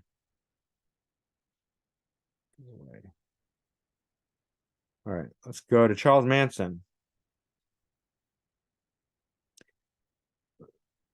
I mean, great as in great example of a fixed grand cross. Extremely difficult life. Spent most of his life in prison. Had a very, very difficult upbringing. Right. So if you see a fixed cross, most likely these people start out with tremendous amount of difficulty. They may end up with a tremendous amount of difficulty, but it could be internalized rather than externalized, meaning they've absorbed that into their personality, and they're very, very hard on themselves, and they work very, very hard. And then obviously Scorpio in the 7th, right, for his ability to manipulate and control and lie and deceive. Also Mercury, Jupiter, right? The way he speaks, it's that it got that expansiveness, that Jupiterian expansiveness, because Mercury's is, I have a bit of that. Mine's not as tight, but you listen to him, he's so charming, so convincing, so smart. And then Uranus and Sag in the 12th. Not exactly opposite, but somewhat opposite. Mars, Neptune in the 5th. You definitely lie to people very easily. Neptune is not in good dignity in Virgo, though. Fifth house, I mean, just mean like, so for entertainment, for education, for creativity, storytelling would be very much a thing. Like, so very animated, physical, graphic storytelling. He was a speaker, a talker, right? And you can see a lot of that. North Node, Moon, Saturn. So, 10th Lord in the 11th house, community, right? In good dignity. He had a community. He had a cult, basically. Saturn square Sun. That's difficult. That's a huge struggle against authority. Even though Saturn's not retrograde, the square the Sun is going to cause a lot of issues with the law. But his community, his cult, where he was the cult leader, was sanctioned by the CIA as an experiment, I think, something like that. But here we have the real, and then Pluto's in the 4th house, retrograde. Pluto is square Uranus, and that's going to be very difficult. Uranus is in Aries. That's going to be very I don't know, very rebellious, intensely rebellious, deeply rebellious, obsessively rebellious, especially with the retrogrades, both retrogrades. Pluto's in the 4th, so early childhood abuse, but just like as far as like his home, kind of like abusive, manipulative, controlling behavior at home.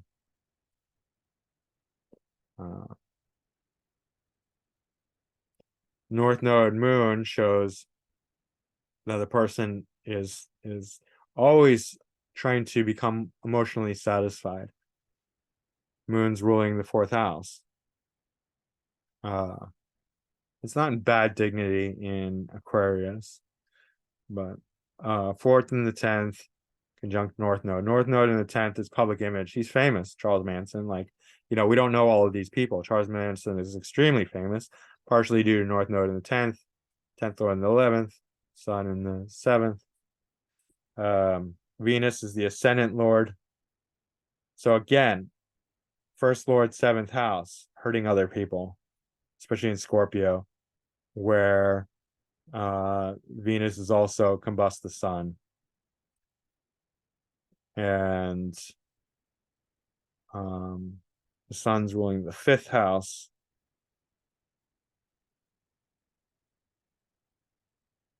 So something about school, childhood, fun games, children, entertainment in the 7th. I think he was very fun, and that's what attracted a lot of people. He had that quality.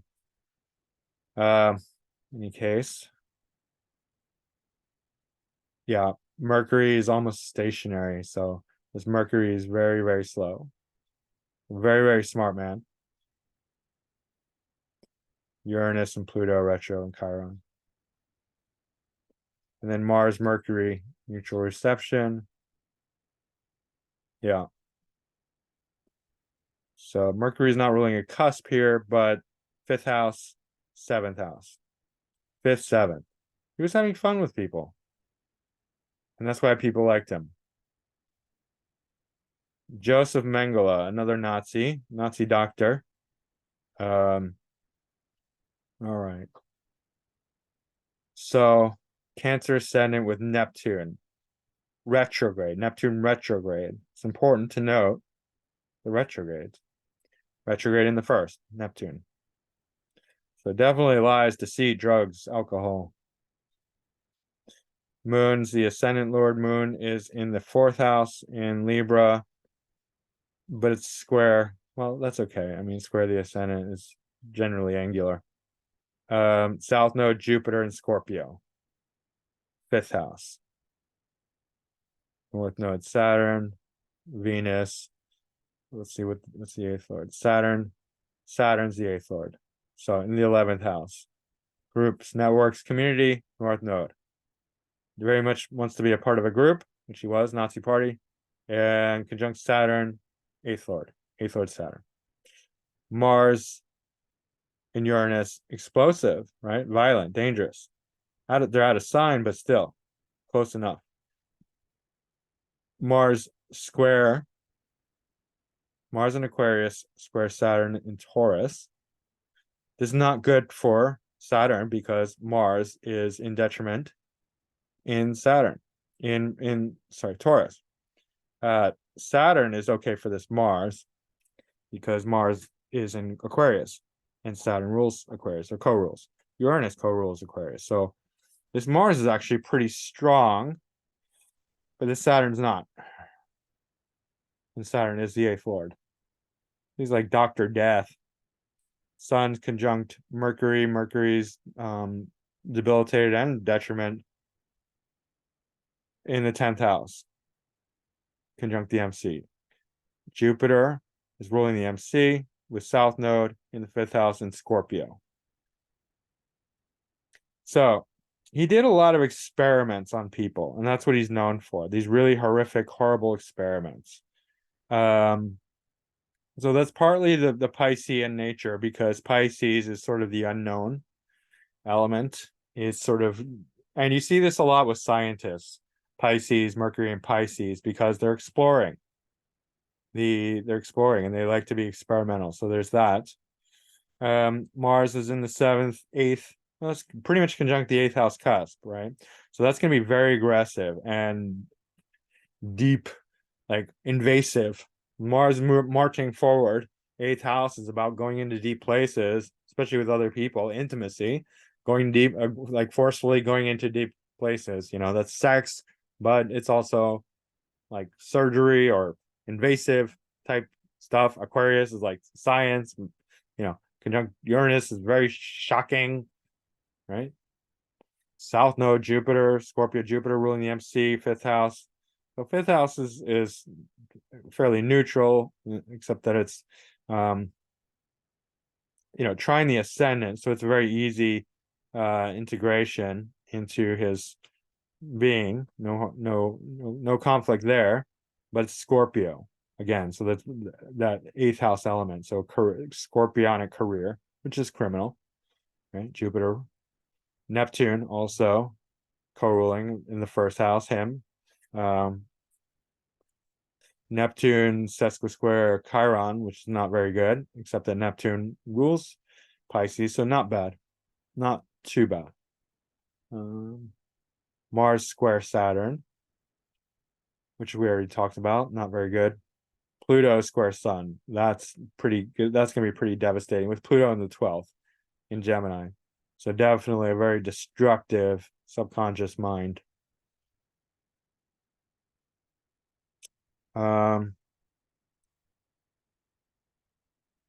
Moon is in conjunct the North Node. That's interesting.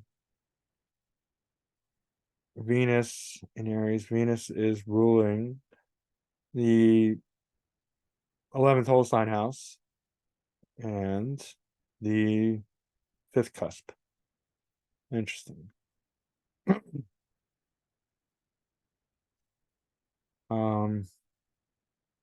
Don't really have anything to say about that. Mercury trine Neptune, where Neptune rules Pisces, co-rules. So that's some dignity towards this Mercury, which is otherwise combust. All right. So anyway,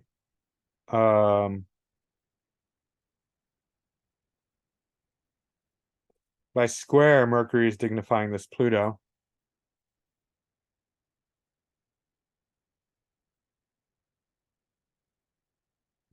So in any case, you can see that the 8th lord is in the 11th, conjunct the North Node with the square to Mars. Mars in the 8th, conjunct Uranus. South Node Jupiter, Scorpio, Neptune on the ascendant, and then the Pisces for the experimental, Neptune and Pisces. Lots of experiments, unfortunately.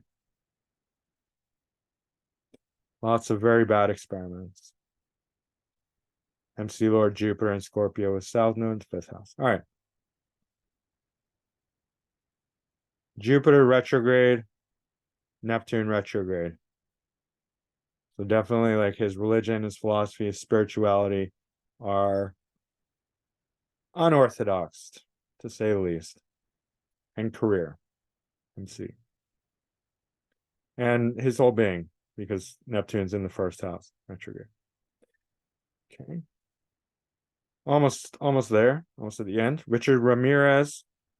Sounds like an actor or a singer, but no. Dubbed the Valley Intruder, as his attacks were first clustered in San Gabriel Valley. Excuse me. American was, and the Night Stalker was an American serial killer, stealer, rapist, kidnapper, child abuser, and burglar convicted in 1989. Horrific. Jupiter's in Sag, but at the anaretic degree, it's about to lose dignity. It is the ascendant lord. So by progressions, he's spending most of his life with a Jupiter in Capricorn in poor dignity. Saturn's in Capricorn. So leadership, authority is strong, but he himself is weak, becoming weak. Sun's in Pisces, along with South Node and Mercury and Moon. Mercury is the seventh lord again. So harming other people, disappearing them, all kinds of negative things can come out of Pisces. That's why it's hilarious when people are like, I'm a Pisces, I'm super spiritual.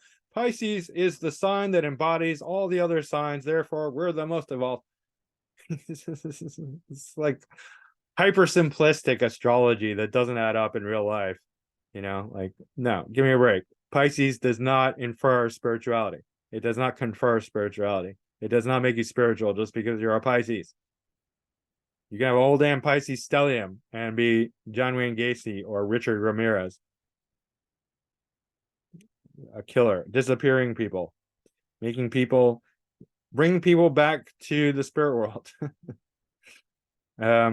Mars, Venus in Aquarius, so very passionate, but in a very heady way. And concerned with resources. Venus is the MC Lord, and it's conjunct Mars in Aquarius. Moon is the eighth Lord, right? So eighth Lord and seventh Lord conjunct in Pisces in the South Node. I mean, I would say, like, if I didn't know who this was, I'd be like, oh man, you're so creative. Why don't you try writing music or singing or something like that? Poetry maybe. But that's not what happened. Pluto's in Virgo in the ninth house retrograde. Uranus in Leo retrograde, eighth house, eighth quadrant. Neptune in Scorpio in the 11th house of groups, networks, and not sure. I mean, he was solo, so I'm not sure how that plays into it. But ideals, 11th house can be, a very high intellectual ideology, stuff like that.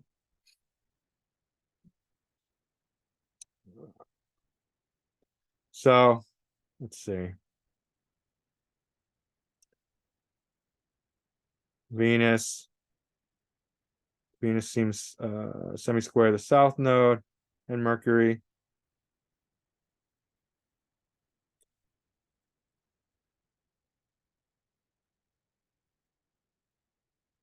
Mars is in conjunct Pluto. That's a really difficult one, because now this Pluto is becoming this Mars is taking on a Pluto, or Mars and Pluto are sort of battling for dominance and becoming very aggressive with each other and aggressive towards others. Venus, women, career, aggressive career, second house, resources, fifth house, fifth and sixth cusp, but fifth whole sign house, romance, fun games. So he might have lured people in by trying to have fun with them. Jupiter is square the moon, where Jupiter rules Pisces.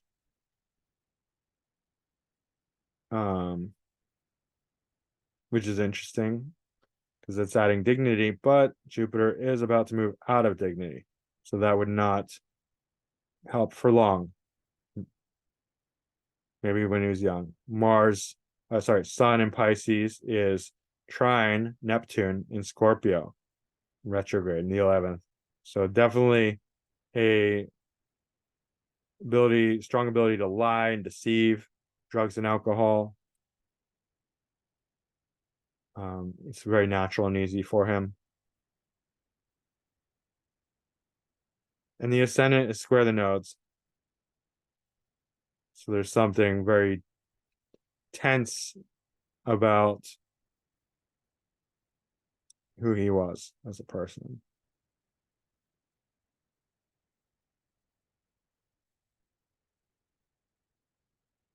I think that's it. It's a Pluto Mars conjunct Venus, and then the Pisces stellium. That's really bad.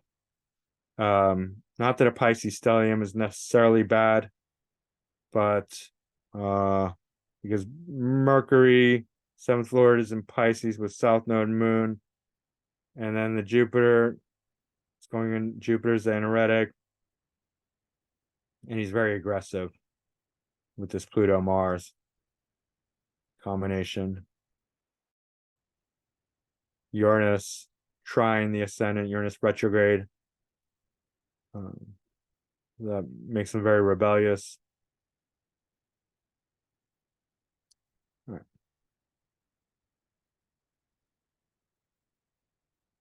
Uranus, Neptune, Pluto.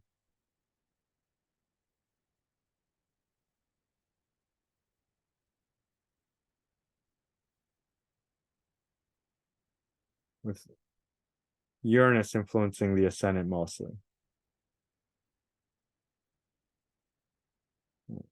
Let's keep going. Bugsy Siegel.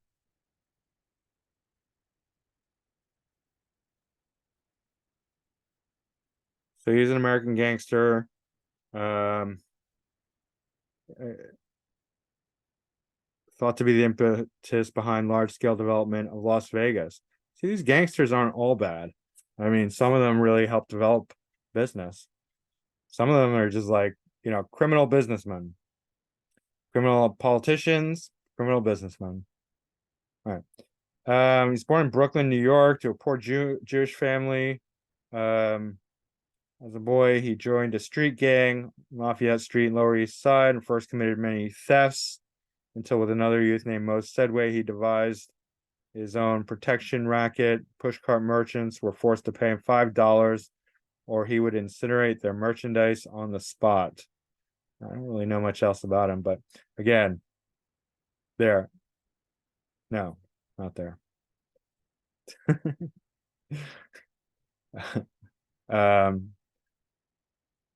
Moon's in good dignity in the 7th house in Taurus. Interesting. Venus is in Pisces, 7th Lord is exalted but conjunct. So again, Pisces, Saturn, Sun, Venus, 7th Lord Venus. So he's good to other people. But Mercury is not in good dignity here. But this is very artistic, creative, especially as it's moving into the 5th house.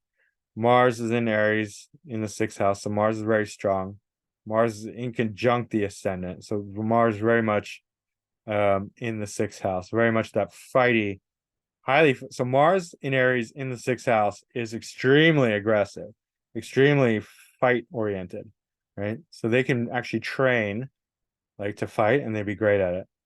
But if they're not training to fight at it, if they're not that kind of fighter, then they're going to be a fighter in another way, which this guy was. Uranus has a direct opposition to Neptune. Neptune's retrograde, and Pluto and Neptune are in the 8th house. Mercury is the 8th Lord. Mercury is debilitated and in detriment. So that's difficult, right? But this Venus is exalted. So, I mean, yeah, I always say Venus is, the planet in good dignity will bring dignity to all the other planets. But I mean, I guess a planet in poor dignity can negatively influence all the other planets. Depends which is stronger, right? So Venus is ruling the 12th and the 7th. So it doesn't seem like, I guess, it can go either way. Because when a planet is in poor dignity in the 7th, it can help people or hurt people. But here, he is hurting people. He's got Jupiter and Moon. And Jupiter is neutral in Taurus, but Moon is exalted in Taurus. And in the 7th house, it shows that he's hurting people who have a lot of money. He's taking from people who have a lot of money.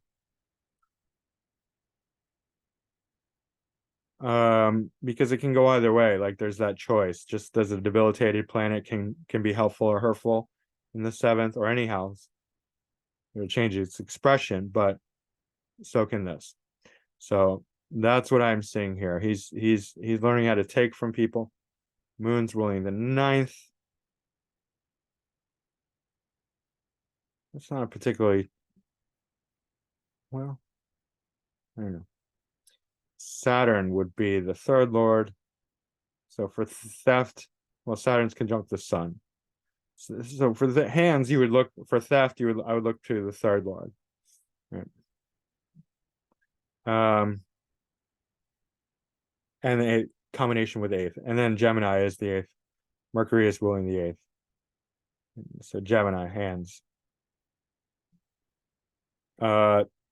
Neptune Uranus opposition. That's interesting. That's a generational thing. I haven't really seen that very much, but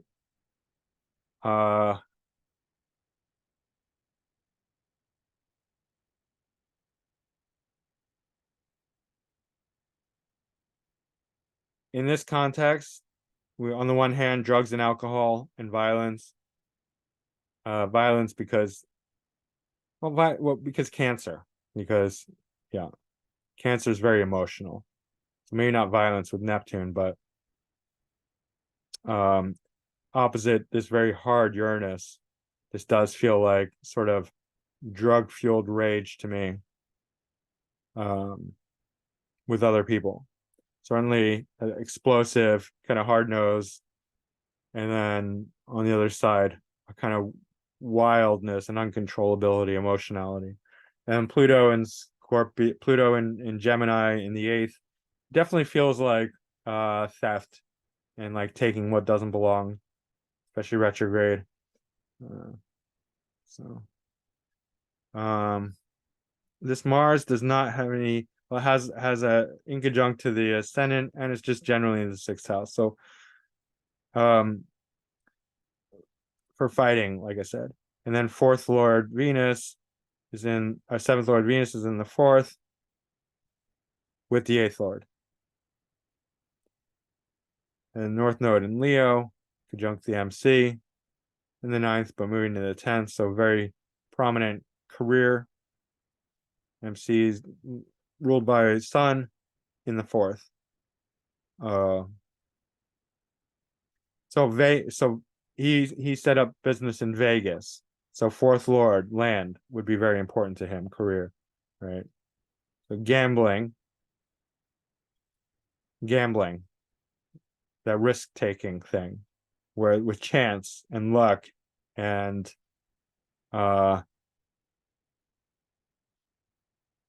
shocking loss or win. 2nd house, 8th house. Yeah.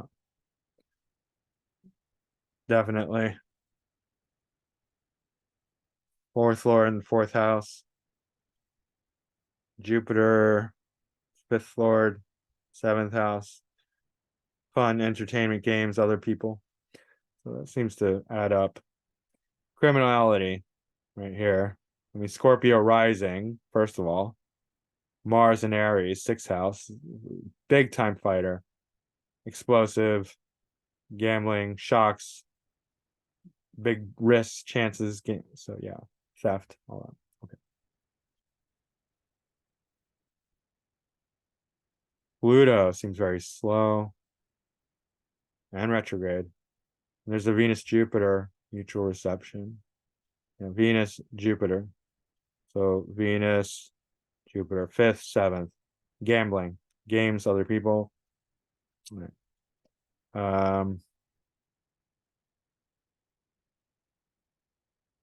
Yeah, Pluto. This Pluto is very, very slow. It's retrograde, but it's almost stationary.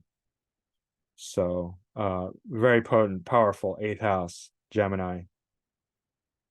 Strategic, intellectual, deep diving, criminal. That's it. All right.